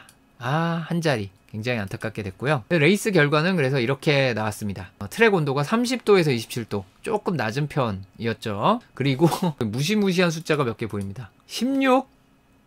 어마어마한 숫자입니다. 이건 날마다 오는 각설이가 아닙니다. 갑자기 왜 각설이냐. 어쨌든 노리스 우승, 그리고 사인스 2위, 원래 3위인데 여러 번 말씀드리지만 노리스와 사인스 7포인트 차잖아요. 그러니까 사인스가 만약에 노리스 앞으로 가는 상황이 생겼으면 저게 뒤집히고, 그러면 페라리와 맥라렌은 동점이 되고, 동점이 되면 페라리가 우승이 한 번 많으니까 페라리가 챔피언이 되는 놀라운 상황이었는데, 하필 오스카 피아스트리도 9위를 못하는 바람에, 그 상황이 됐다면 또 피아스트리가 9등이냐 10등이냐가 너무 중요했겠죠. 패스티스 트랩도 중요할 수 있고, 그런 일은 벌어지지 않았습니다. 자, 이번에 피스탑은 맥라렌이 굉장히 빠른 피스탑을 해줬죠. 최종전에 2.08초. 정말 빠른 피스탑을 했고요. 그 다음에 여러 가지 나쁘지 않은 피스탑이 많았어요. 이번엔 이 10등 안에 제일 느린 게 2.7초니까 준수하죠. 2.5초면 다 준수한 수준인데 준수한 피스탑이 많았고, 재밌는 것은 하스와 알핀, RB, 어떻게 보면 중하위권 팀의 피스탑이 상당히 좋았다. 이 최종전에 다들 어깨가 무거워서 실수하기보다는 긴장해서 잘하는 그런 느낌이 있었고요. 제가 이거 말씀드리려고 했던 겁니다. 마그누센 패스티스 트랩인데 기록 차이 보세요. 막판에 해머 타임 보여준 해밀턴, 이것도 대단하죠. 미디엄으로 24랩 가면서 이걸 냈는데 1분 20초 278. 무려 1.6초가 더 빠른 1분 25초 637을 기록했습니다. 차이가 너무 많이 나죠. 여기는 0.16초 차이밖에 안 나잖아요. 근데 이건 1.6초가 차이 납니다. 1, 2등이. 그만큼 마그누센이 막판에 본인의 저거야말로 무슨 그 글로리 랩 이런 느낌이죠. 자, 아부다비 그랑프리 주요 기록. 노리스가 놀랍게도 6경기 만에 우승했습니다. 정말 오랫동안 그랑프리 우승을 못했어요. 스프린트 우승은 있었죠. 모든 경기 우승하는 걸 바탕으로 노리스가 드라이버 챔피언십에서 뭐 베르스타펜과 어쩌고 우리가 예측했던 것이 얼마나 낭만적인 추측이었나라는 거를 느끼게 할 정도로 우승 한번 하기 힘들었어요. 사인스는 페라리의 최종전에서 통산 25번째 포디엄 피니시를 기록을 했습니다. 그리고 고별전을 치렀죠. 르클레는 16계단 순위 상승했는데 개인 통산 최고라고 합니다. 그리드에서 16계단 순위 상승하고 끝났다는 게 F1 데뷔하고 최고 기록 이번에 나온 거예요. 이 중요한 경기에. 그렇죠. 전화위복 세옹지마가 될 뻔했는데. 그리고 피아스트리는 2024 시즌 모든 랩을 소화한 드라이버가 됐습니다. 맥라렌이 월드 컨스트럭터 챔피언십입니다. WCC. 네, 타이틀 획득 관련 주요 기록. 26년 만에 컨스트럭터 챔피언 타이틀 획득을 확정지었습니다. 엄청난 기록이죠. 그리고 F1 역사상 가장 긴 간격으로 타이틀을 획득했습니다. 정말 엄청나고요. 이것도 이렇게 보여드려야겠다. 이전엔 26년 간격으로 컨스트럭터 챔피언 타이틀을 획득한 팀이 있을 리가 없죠. 26년 이상 있는 팀이 몇 팀 없고요. 일단 26년을 한 팀이 몇 팀 없어요. 게다가 챔피언 한 팀은 더더욱 적죠. 페라리도 이 기록을 깨려면 앞으로 10년 동안 챔피언을 못해야 돼요. 그렇습니다. 2035년에 페라리가 챔피언 타이틀을 획득해야 이 기록을 깨는 겁니다. 별로 아무도 바라고 있지 않을 거예요. 페라리가 그 기록을 깨기를 바라는 티포시는 없을 겁니다. 2035년까지 컨스트럭터 챔피언십을 하지 말라고요? 그렇습니다. 그 고난의 시절을 맥라렌은 버틴 거죠. 어떻게 보면. 자, 맥라렌은 9번째 월드 컨스트럭터 챔피언십 타이틀을 획득을 하게 됐고요. 이제 윌리엄스와 동률이죠. 컨스트럭터 챔피언십을 더 고평가하는 팀 윌리엄스와 컨스트럭터 챔피언십에서 동률을 이뤘기 때문에 자, 우리가 F1 역대 넘버 2다라고 자신 있게 얘기할 수 있게 됐습니다. 전에도 물론 그렇게 얘기 많이 했지만 이제 기록으로 윌리엄스의 2등 자리로 전혀 밀리지 않는 모든 부분을 다 한 셈이 됐고요. 두 드라이버 모두 맥라렌의 챔피언 시기 이후 출생인데 이게 아주 재밌는 게 뭐냐면 탄생한 그 연도의 챔피언도 그거지만 그 노리스 같은 경우에는 그런 거 있잖아요. 1999년생인데 1998년에 챔피언이었으니까 99년은 맥라렌이 디펜딩 챔피언이었어요. 그러니까 시즌 중에 챔피언 팀이라고 부른단 말이에요. 그러면 챔피언 맥라렌 시절을 갓난아기 때 겹치는 게 있느냐라고 생각할 수 있는데 노리스가 페라리가 챔피언 타이틀 획득을 확정한 뒤에 태어났어요. 그래서 1도 겹치지 않는다. 그래서 완전히 신세대 맥라렌의 챔피언이다 라는 얘기를 웃자고 하는 기록이지만 그 말씀을 드렸고요. 자, 이제 몇몇 재밌는 이미지를 월드 드라이버 챔피언십, 드라이버 챔피언십에서는 잭 두한이 들어왔고요. 그리고 가슬리가 탑10에 들었습니다. 후켄버그에겐 아쉽게 됐지만 가슬리 탑10은 의미가 좀 있고요. 자, 올해 스탠딩 이렇게 나온다는 거 드라이버 얼굴과 함께. 조금 재밌는 것은 팀메이트와의 차이, 페레즈가 25포인트 차이가 나는데요. 아우토스포트가 유난히 아우토스포트닷컴이라고 굉장히 유력 매체입니다. F1 모터스포츠를 다루는 매체 중에 유력 매체인데 페레즈에게 대한 그 간접적인 공격 기사를 엄청 많이 내요. 아우토스포트가. 거기서 무슨 자료를 냈냐면 나머지 9팀의 드라이버의 팀메이트와의 포인트 격차를 그 9개를 모두 더해도 285가 안 된다. 그런 통계 내야 되나 싶기는 한데 그렇습니다. 여러모로 참 놀라운 시즌입니다. 그리고 이게 뭘 나타내는 걸까요? 자, 3명의 드라이버 완전 다른 팀에서 드라이버 챔피언십 1, 2, 3위를 한 것. 마지막이 2012년. 2012년은 배틀 챔피언 알론소 2위, 라이코넨 3위였습니다. 2013년은 베르스타펜 1위, 노리스 2위, 3위. 그래서 12년 만에 처음으로 다른 세 팀에서 드라이버 챔피언십 1, 2, 3위가 나왔어요. 그리고 제가 아부다비 그랑프리 우승자가 15회 중 11회 그 이듬해 드라이버 챔피언이 됐다는 말씀을 드렸잖아요. 그런 좋은 기록과 함께 모터스포트, 요거는 또 다른 유력 매체입니다. 모터스포트에서 아주 재미있는 통계를 냈습니다. 이건 최근 4년 동안 각 시즌에 드라이버 챔피언십 2위를 했던 드라이버는 그 이듬해 몇 우승을 했을까? 우승을 몇 번 했을까? 그렇죠. 네. 2021년 2등을 했던 해밀턴은 2022년 0승, 2022년 2등을 했던 르클레는 2023년 0승, 2023년 2등을 했던 페레즈는 2024년 0승. 과연 어느 쪽이 맞을지. 노리스는 챔피언이냐 무승이냐 웃자고 하는 겁니다. 자, 그 컨스트럭터 챔피언십에서도 맥라렌이 챔피언이 됐습니다. 제가 그 인스타그램에 그 스토리라는 게 약간 뭐 쇼츠 비슷한 건데 쇼츠보다는 훨씬 간단한 거죠. 어쨌든 거기 음악을 올렸죠. 우리 아이언 메이든의 Number of the Beast The Number of the Beast. 네, The Number of the Beast 아시죠? 네, 참 옛날에 좋아했던 노래인데 그렇습니다. 그러니까 거기 이제 그 성경 구절에 나오는 거니까 사람의 숫자라고 합니다. 이것은 짐승의 숫자면서 사람의 숫자다. 그렇죠. 사람이 하는 스포츠인데 6666이 그냥 짐승의 숫자로 끝나는 게 아니라 사람의 숫자입니다. 악마의 숫자란 말 안 나옵니다. 자, 저는 성경을 많이 파봤기 때문에 잘하는데 악마의 숫자란 말 없습니다. 없어요. 짐승의 숫자 그리고 사람의 숫자. 그래서 악마의 숫자 아닙니다. 오해 없으시기 바라고요. 자, 컨스트럭터 챔피언 맥라렌입니다. 별 9개, 별이 5개에다가 4개까지 9개입니다. 네, 기독교 아니고요. 저 무교입니다. 무교. 무신론자. 네, 어쨌든 중요한 거는 컨스트럭터 챔피언십 맥라렌이라는 거죠. 자, 이것이 중요한 얘기를 제가 좀 하려고 하는데 이제 맥라렌이라는 팀의 이 파파야 오렌지는 이 팀의 극초반에 살짝 스쳐간 색깔이지 이거를 진짜 전격적으로 오래오래 사용했던 기간은 거의 없어요. 이 팀이 색상을 내세우게 된 처음은 말보로 컬러죠. 70년대 초반에 필립 모리스랑 딜을 해가지고 말보로가 들어와가지고 이제 테디 메이어 시절에 한동안 활약을 하고 그게 에머슨 피티팔디, 제임스 헌트 나올 때고 그래서 맥라렌의 컬러는 말보로 컬러였죠. 74, 84, 85, 88, 89, 90, 91 이게 다 말보로 컬러 때입니다. 9번 중에 7번. 이게 맥라렌이죠. 그런데 우리가 담배 광고를 할 수 없잖아요. 그래서 그 색깔을 지우는 거죠. 그럼 그 다음엔 어떻게 됐나요? 엔진 못 구해가지고 빌빌대다가 메르세데스 투자받고 메르세데스의 준 팩토리 팀이 되죠. 그래서 실버 에로우가 됩니다. 실버 에로우의 챔피언이죠. 98년. 이 팀의 전통은 이거 2개로 얘기를 해야 되는 겁니다. 전통적으로 파파야 팀이었다. 그러니까 그런 얘기가 나오죠. 이거 아주 옛날 역사 모르고 있던 친구가 무슨 맥라렌 영국 아니라 뉴질랜드 국적으로 해야 되는 거 아닙니까? 아, 네. 그런 스포츠가 아닙니다. 여기는. 자, 어쨌든 여기는 그래서 말보로 아니면 실버 에로우였던 팀이었는데 실버 에로우는 지금 멀쩡히 메르세데스가 두 눈 크게 띄고 있잖아요. 실버도 아니고 이제. 그 내친 지 오래됐죠. 갈라선 지 오래됐고 그래서 이제 다른 여러 가지 색깔을 전전하다가 몇 년 전부터 힘든 시절부터 이 파파야 오렌지를 쓰기 시작한 겁니다. 그래서 뭐 그렇다는 거죠. 네. 옛날 얘기를 하면은 이제 그 오렌지를 들먹이면 안 된다는 겁니다.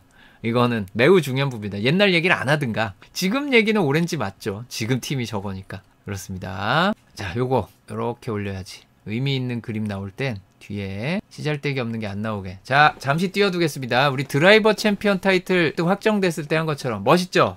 풀스크린으로 이게 이런 그림이 딱 뜨는 겁니다. 중간에 윌리엄스가 센터를 차지하고 있죠. 센터를 차지하고 있는데 이제 그 뒤로 페라리 강점기, 레드불 강점기, 메르세데스 강점기 이런 것들이 아마 눈에 들어오신다면 정상입니다. 그리고 맥라렌이 얼마나 힘든 시간을 잘 이겨냈는가를 또 F1 공식 이미지에서 이렇게 뽑아냈습니다. 2023 사우디아라비아 그랑프리를 끝냈을 때 무려 개막전도 아니죠. 2라운드. 개막전이야 무슨 운이 나빠서 그렇다 치고 맥라렌은 0포인트에 무려 꼴찌였죠.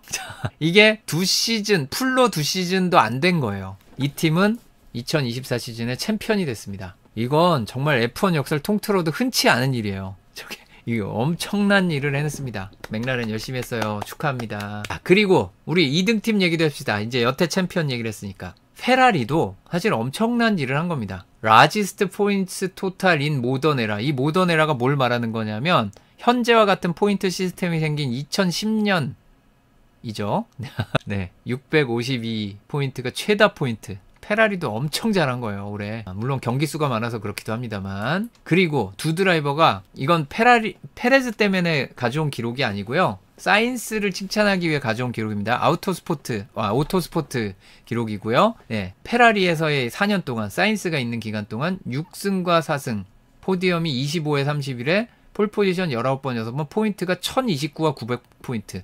이게 맞죠? 클레가 확실히 잘했어요. 하지만 사인스는 절대 크게 밀린 적이 없다는 거. 정말 대단한 겁니다. 그 사인스는 이제 윌리엄스로 가고요. 드라이버 평점이 있는데요. 노리스 10점. 10점 만점에 10점. 자, 사인스도 두 번째로 좋은 성적 거뒀고 가슬리가 3위에 이름을 올리고 있습니다. 후켄버그 4위.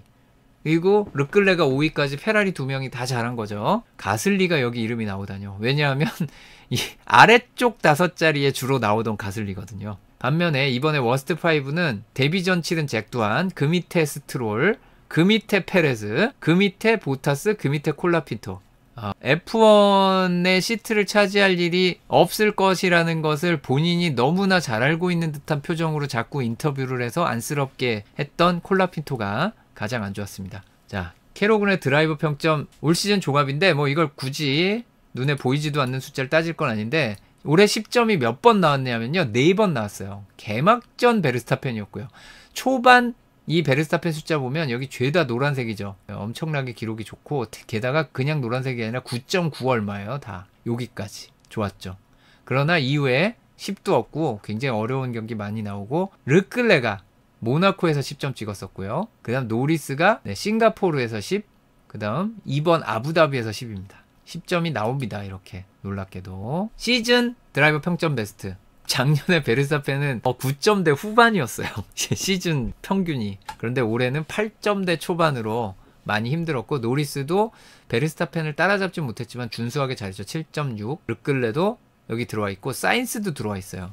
러셀이 4위. 가장 안 좋은 5명은 이번에 딱 한 경기만 들어간 잭두안이 깔아줬습니다. 이거는 잭두안이 못한다는 뜻이 아니죠. 데뷔전만 치른 애를 가지고 비교하는 거는 이건 좀 너무한 거예요. 거의 타이슨과 제이 아닙니다. 네, 저우관유가 19위, 케빈 마그누센 18위, 프랑코 콜라핀토가 17위고 스트롤이 올 시즌 평균 16입니다. 어떻게 시트를 아닙니다. 네. 월급 주셔서 감사하고요. 드라이버 평점 추이 보고 가도록 하겠습니다. 네, 베르스타펜의 평점이 훅 떨어진 걸 볼 수 있죠. 아부다비에서. 올해 2번째로 안 좋은 경기예요. 이거보다 안 좋았던 경기가 언제 있었냐면 호주에서 리타이어 했을 때. 그거 빼고 그랬고요. 지금 페레즈 같은 경우에는 놀랍게도 이보다 안 좋았던 경기가 2번이 더 있었어요. 어쨌든 굉장히 안 좋은 최종전을 치른 레드불이었습니다. 둘 다 안 좋죠. 밑으로 확 내려가 있습니다. 반면에 메르세데스, 러셀은 지난 경기와 비슷한 수준인데 재밌는 거는 이번 경기가 뭐 이따 해밀턴에게서도 나오겠지만 두 드라이버의 그 높이가 거의 똑같죠. 맨 뒤 보시면 해밀턴은 약간 징검다리 같이 돼서 좀 아쉽게 됐지만 후반에 그래도 좋지는 않지만 나쁘지도 않은 준수한 성적으로 마무리한 게 다행이라고 보여지고요. 르클레 같은 경우에는 이제 마지막에는 사인스에 미치지 못했지만 사인스가 또 역시 마지막 5경기 중에 3경기에서 8점을 넘기면 참 잘했어요. 도장을 찍는 건데 8점 라인을 5경기 중에 3번을 넘겼습니다. 자, 피아스트리는 누가 봐도 확연한 하향세에서 끝났어요. 물론 이거는 피아스트리 잘못은 아니죠. 지난 경기에 이어서 이번 경기도 잘할 운세였는데 첫랩 운세가 안 좋았어요. 첫랩 운세가 안 좋으면 타격이 크죠. 그리고 노리스 정말 잘했습니다. 이번 경기는 하늘을 찌르는 그래프가 나왔고요. 하지만 스트롤은 거의 뭐 하위권 팀 수준의 그래프를 보여주고 있습니다. 반면에 알론소는 살아나고 있죠. 이거 몇 경기 전까지 몸이 안 좋았다가 좋아지고 있다, 다 나았다라고 얘기한 게 그래프에서 보이는 것 같아요. 아, 안 좋았던 게 나아지면서 성적이 올라오는 상황에서 시즌이 끝난 거구나. 그래서 알론소는 좀 내년이 기대가 되고요. 자, 알핀 잭두안은 하나밖에 없습니다. 그리고 누가 봐도 상승세. 중간에 한번 꺾이는 데가 있지만 그래도 꺾였다가 다시 일어나서 상승세. 상승하고 끝나는 굉장히 기분 좋은 알핀입니다. 게다가 가슬리는 팀을 떠나지 않고 계속 있으니까 이 그래프가 굉장히 기분 좋은 가슬리가 됐고요. 윌리엄스는 그나마 최근 경기들보다는 알본이 좋았지만 콜라핀토가 누가 봐도 하향세로 끝이 났어요. 올해 첫 끝발이 강아지 끝발이라는 말이 있잖아요. 그런 것처럼 이 첫 끝발이 정말 좋았던 콜라핀토는 마무리가 아쉬웠다. 용두 3위였다 라고 보여지고요. 리암 로슨 같은 경우에도 최근 3경기가 전부 다 좋지 않았는데 약간 억가를 당한 부분이 계속 있었기 때문에 이번 경기는 특히 심했기 때문에 조금 봐줘야 되는 경기고, 츠노다 유키 같은 경우에도 꾸준함을 보여주면서 끝났습니다. 아주 잘했다고는 못하지만 마지막 4경기의 꾸준함은 시즌 초반의 꾸준함과 견주어 봐도 손색이 없습니다. 잘했다 츠노다. 그리고 보타스 같은 경우에는 망했죠. 올 시즌 최저점 찍고 갑니다. 페널티도 떠안고 은퇴 수순. 그리고 저우관유 같은 경우에는 뭐 무난한 기록을 내줬습니다. 자, 그리고 랩타임 분석 후다닥 가보도록 하겠습니다. 이번 경기에서는 타이어 관리가 되는 차와 안 되는 차의 확연한 차이가 보였죠. 이 느낌이 오실지 모르겠는데 이 앞에 몇 명은 이게 옆으로 가요. 그런데 대부분은 위로 가죠. 추월이 안 돼서 그런 것도 있겠습니다만 이게 각도가 차이가 많이 난 거예요. 타이어의 관리에 있어서 이게 심하게 올라간 차들은 일찌감치 이 14랩, 15랩 이전에 피스탑을 하게 되고, 뒤쪽으로 가면 나름 타이어 관리가 더 잘 되는 차들도 등장을 하게 되지만 그때도 살짝 아쉬운 차들이 나오고요. 오른쪽으로 갈수록 랩이 진행되고 위로 갈수록 느린 거예요. 타이어 관리가 잘 되면 점점 빨라지겠죠. 연료량이 줄어드니까. 하지만 완전 아래로 쭉쭉 내려가는 차는 없었고요. 첫 스틴트만 보면 이런 그래프가 나오고, 중간 스틴트, 이제 마지막 스틴트가 있는데 팀별로 보겠습니다. 레드불, 베르스타펜은 없습니다. 죄송합니다. 페레즈는 없습니다. 베르스타펜 것만 있습니다. 전체 랩타임도 그렇지만 베르스타펜은 첫 번째 스틴트에서 평균적으로 가장 빨랐다고 보기 힘들죠. 아무래도 뒤로 쳐졌다가 몇 대씩 추월해 올라오는 과정에서 시간 손해가 심했는데 그에 비해서는 타이어 관리가 잘 됐어요. 그래서 만약에 베르스타펜이 피아스트리와 부딪히지 않고 약간 물러섰다가 페이스 조절을 했다면 오히려 최상위권의 변수가 될 수 있지 않았을까라는 생각이 드는 굉장히 좋은 페이스였습니다. 뒤에서 올라온 거 생각하면 굉장히 좋았고요. 여기도 마찬가지인데 약간의 레이스카 추월도 하면서 페이스가 전체 4위, 관리 굉장히 잘 되고요. 이런 거 보면 베르스타펜의 페이스가 전혀 나쁘지 않았습니다. 내년에 레드불이 맥라렌, 페라리에 비해서 못할 거라고 도장 꽝 찍을 수는 없는 굉장히 좋은 마무리였다. 단지 1000랩 사고와 페널티의 여파가 너무 컸다라고 보시면 되겠고요. 메르세데스, 여기는 관리가 정말 잘 되죠. 타이어 관리가 안 돼서 그래프가 오른쪽 윗방향을 향하는 상황이 없어요. 둘 다. 그리고 러셀은 그 마지막 하드 타이어를 굉장히 일찍 교체를 했기 때문에 마지막에 좀 어려움을 겪는 거는 정상이라면 정상이었고요. 러셀과 해밀턴 첫 스틴트를 보면 해밀턴이 힘들다 하는 와중에 사실은 이 두 드라이버 랩타임 차이 보세요. 1분 29초 927, 1분 29초 935. 심지어 러셀이 먼저 피스탑했죠. 그러니까 손해가 없었던 거예요. 더 느린 하드 타이어를 끼고 랩타임에 손해가 없었어요. 그러니까 해밀턴이 본인 느끼기엔 아까 얘기한 그 얼터너티브 스트래티지라 혼자, 그러니까 나만 느려 보이는 막 그 현상이 생기는데 실제로는 전혀 아니었다. 해밀턴 이때 나쁘지 않았다는 거고요. 해머타임 맞습니다. 해밀턴이 해머타임의 평균 랩타임 1위. 당연하죠. 네, 당연히 1위입니다. 게다가 10랩 평균 기록 저하. 이게 점점 빨라졌다는 소리죠. 그래서 러셀이 이 랩까지 최선을 다했습니다. 마지막 랩에 추월 당했으니까 이제 섹터 3에서 천천히 달렸죠. 그래서 이렇게 된 거고요. 러셀은 여기까지 본인의 최선을 다하면서 이 라인 그대로 달렸고, 여기서 쭉쭉쭉쭉 도망갔잖아요.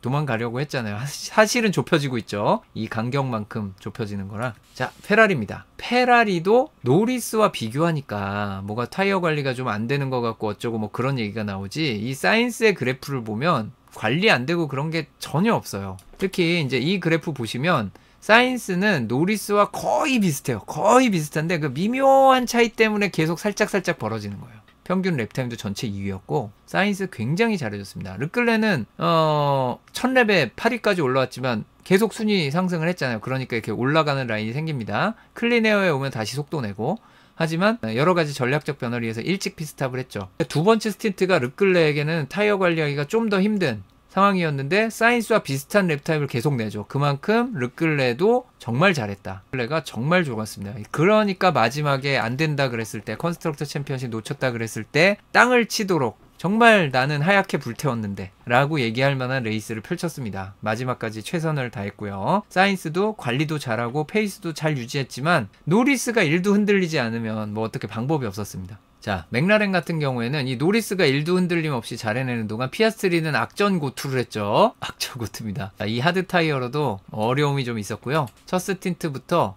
피아스트리가 랩 타임 자체는 평균 3위예요. 근데 쭉쭉쭉쭉 타이어를 과하게 소모하면서 올라올 수밖에 없었죠. 관리 안 되죠. 그런데 오래 달렸죠. 여기서 교체했으니까 뭐 그렇게 오래 달렸다고도 할 수 없지만 어쨌든 오래 달리면서 랩타임 저하가 좀 있었습니다. 하드예요. 그런데 노리스의 미디엄보다 관리가 좀 안 됐다는 것은 관리가 많이 안 된 거죠. 그리고 두 번째 스틴트, 여기서도 이제 앞차에 바짝 붙다가 그 11번 12번에서 그 위험한 장면도 한번 있고, 그 다음에 여러 가지 앞에 차에 막혀가지고 추월 못하는 장면, 추월 못하고 그러니까 이제 그 흔들리고 막 그런 장면도 나온 거지만, 그게 있긴 하지만 전반적으로는 관리가 잘 된 피아스트리였습니다. 클린에어였으면 훨씬 더 깔끔했을 거예요. 노리스는 여기 평균 랩타임이 해밀턴에 이어서 2위 정도니까 그 타이어 상태 좋은 해밀턴에 이어 2위면 정말 좋았던 노리스고요. 노리스가 이렇게 달렸기 때문에 백마커가 안 된 겁니다. 요 전랩까지의 상황은 당연히 백마커가 되는 흐름이었어요. 노리스가 모든 랩 달려! 라고 피아의 명예를 지켜준 겁니다. 그래서 노리스가 봐줬죠. 이거는 봐줬다기보다 뭐 당연하다면 당연한 거기도 했고 사인스와 간격이 좀 벌어졌기 때문에 그렇게 한 거였고요. 에스턴 마틴. 가슴 아프다면 가슴 아픈데 에스턴 마틴은 왜 첫 피스탑을 이렇게 빨리 했을까요? 처음에 가장 타이어 관리가 안 된 차 중에 하나가 알론소였어요. 그래서 먼저 들어간 거죠. 어쩔 수 없이 간 겁니다. 초반 타이어 관리 안 되는 차였어요. 그래서 스트롤도 곧이어 들어가죠. 스트롤이 먼저 가고 이제 알론소가 나중에 가고. 하드를 써보니까 얘는 관리가 좀 되는데? 라고 합니다. 두 번째 스틴트는 몇 명 없어서 1등입니다. 이제 마지막 스틴트가 많고 두 번째 스틴트는 몇 명 없어요. 어쨌든 기분상 나쁘지 않은 알론소 1위. 마지막 스틴트가 중요한데 알론소가 전체 6위예요. 그만큼 에스턴 마틴에서 알론소가 뽑아낼 수 있는 최대한을 뽑아냈고 스트롤은 생각보다 페이스도 안 좋고 좀 무력한 모습을 보였던 마지막 스틴트입니다. 다른 차들이 추월 시도할 때 너무 무력했어요. 다음은 알핀. 잭두아는 이해해줘야 됩니다. 첫 스틴트 많이 느리잖아요. 두 번째 스틴트 물론 가슬리가 오래 달렸다고는 하지만 안정이 되죠. 안정이 되면 이제 이렇게 튀는 거는 백마커라서 앞에 차 보내줄 때 이런 데 튀는 겁니다. 근데 이 아래를 봐야죠. 아래쪽 라인을 보면 적응해 가는가? 라는 생각이 들 정도의 안전한 페이스 보이면서 가슬리와 같은 속도를 내주죠. 첫 경기라고 생각하면 비슷한 속도만 나와도 대단한 겁니다. 성능 차이가 있더라도. 그래서 잭두아는 이때만 해도 확실히 뒤에 있기도 했지만 페이스가 안 좋았던 전체 19위에 19명 중에 19위에요. 페레즈 없습니다. 가장 느렸죠 잭두안이. 하지만 두 번째는 물론 리타이어가 좀 더 있지만 16위. 다음은 윌리엄스입니다. 윌리엄스 같은 경우에는 콜라핀토의 레이스는 일찍 끝났고요. 좀 길게 가보려고 했지만 일찍 끝난 콜라핀토의 레이스고, 알보는 솔직히 이게 일찍 들어갈 만한 상황이었는지 잘 모르겠는데 일찍 들어갔어요. 알본이 8랩에 타이어 교체했는데 좀 일찍 했죠. 그래서 불가피했어요. 이게 불가피한 거예요. 여기까진 괜찮잖아요. 앞선 타이어로 한 7, 8렙만 더 가줬으면 이런 일이 안 생기죠. 타이어 성능이 이제 끝난 겁니다. 요건 요 아래 튀어나온 걸로 쭉 이어보면은 요렇게 올라가는 거니까 이렇게 부드럽게 올라가는 거예요. 다음은 이제 RB인데요. 이 같은 경우에도 두 드라이버가 비슷한 페이스 보여줬습니다. 이제 로슨이 억가를 많이 당하기는 했지만 10위권 근처에 계속 있을 수 있는 스피드였는데 실제로 10위권 안에 있었던 로슨이기 때문에 너무너무나 안타까운, 휠 덜 조이기, 너무나 안타까운 장면이었고요. 그 약간 이상함을 느꼈을 때 피크루가 좀 앞으로 달려가서 그걸 좀 한 번 더 조였으면 어땠을까, 아니면 차를 뒤로 끌어가지고 다시 조였으면 어땠을까라는 생각이 들 정도의 장면이었습니다. 자, 여기 보시면은 처음에 페이스가 좋았다고는 할 수 없지만 순위를 많이 올려놓은 로슨이기 때문에 거기서 이득을 얻을 수 있었는데 결과적으로 다 날아갔고요. 이제 두 번째 스틴트에서도 이제 전체 11위의 페이스를 보여줬는데 저게 한 번 더 들어가서 피스탑 거의 연이어하고 페널티 받고 막 한 뒤라 전혀 기쁘지 않은 로슨이었습니다. 다음 자우버인데요. 자우버 보타스의 페이스가 썩 나쁘지는 않았었어요. 그런데 보타스의 문제는 어디서 시작되느냐, 보시면은 관리가 잘 안 되는 하드 타이어인데 관리가 잘 안 되는 상황이 되면서 생각보다 일찍 두 번째 스틴트라고도 볼 수 있는 건데 처음에 이제 페레스 부딪힌 것 때문에 들어갔다가 나온 상태라 보타스에게는 저 그래프가 위로 하늘로 찌르고 올라간 게 너무 가슴 아프죠. 그리고 자우버 중간 스틴트에 저우관유 있고요. 마지막 스틴트도 저우관유만 있는데 생각보다 나쁘지 않았습니다. 이때는 전체 8위예요. 마지막 스틴트는 좋았다. 저거는 이제 타이어 교체를 했기 때문에 그런 거고, 하스는 두 드라이버가 모두 첫 타이어 관리가 안 됐어요. 아까 에스턴 마틴의 살짝 상위 호환, 에스턴 마틴보다 조금 나았어요. 하지만 관리가 안 됐고, 그래서 어쩔 수 없이 일찌감치 둘 다 피스탑을 합니다. 문제는 이제 마그누센은 중간 스틴트가 이렇게 있고 마지막 스틴트가 이렇게 둘 다 있는데, 마그누센은 억가를 좀 당했죠. 그리고 소프트 타이어라 나오자마자 랩이 엄청나게 빨라요. 이미 이 랩 자체가 빠릅니다. 근데 이제 나중에 또 패스트 스텝 도전을 또 하죠. 이거보다 더 빠른 기록을 위해서 합니다. 그래서 월등히 빠른 기록이 나와요. 마그누센은 그렇고, 후켄버그는 아까 그 알본이랑 비슷한 타이밍에 피스탑을 했는데 관리가 좀 더 잘 됐어요. 라는 것은 하스가 이제는 확고부동하게 타이어 관리가 윌리엄스보다도 잘 되는 차다. 알본도 잘하는데 후켄버그가 더 잘한다. 라는 얘기였습니다. 이렇게 해서 아부다비 그랑프리 결과 리뷰 편을 모두 마무리를 하겠습니다.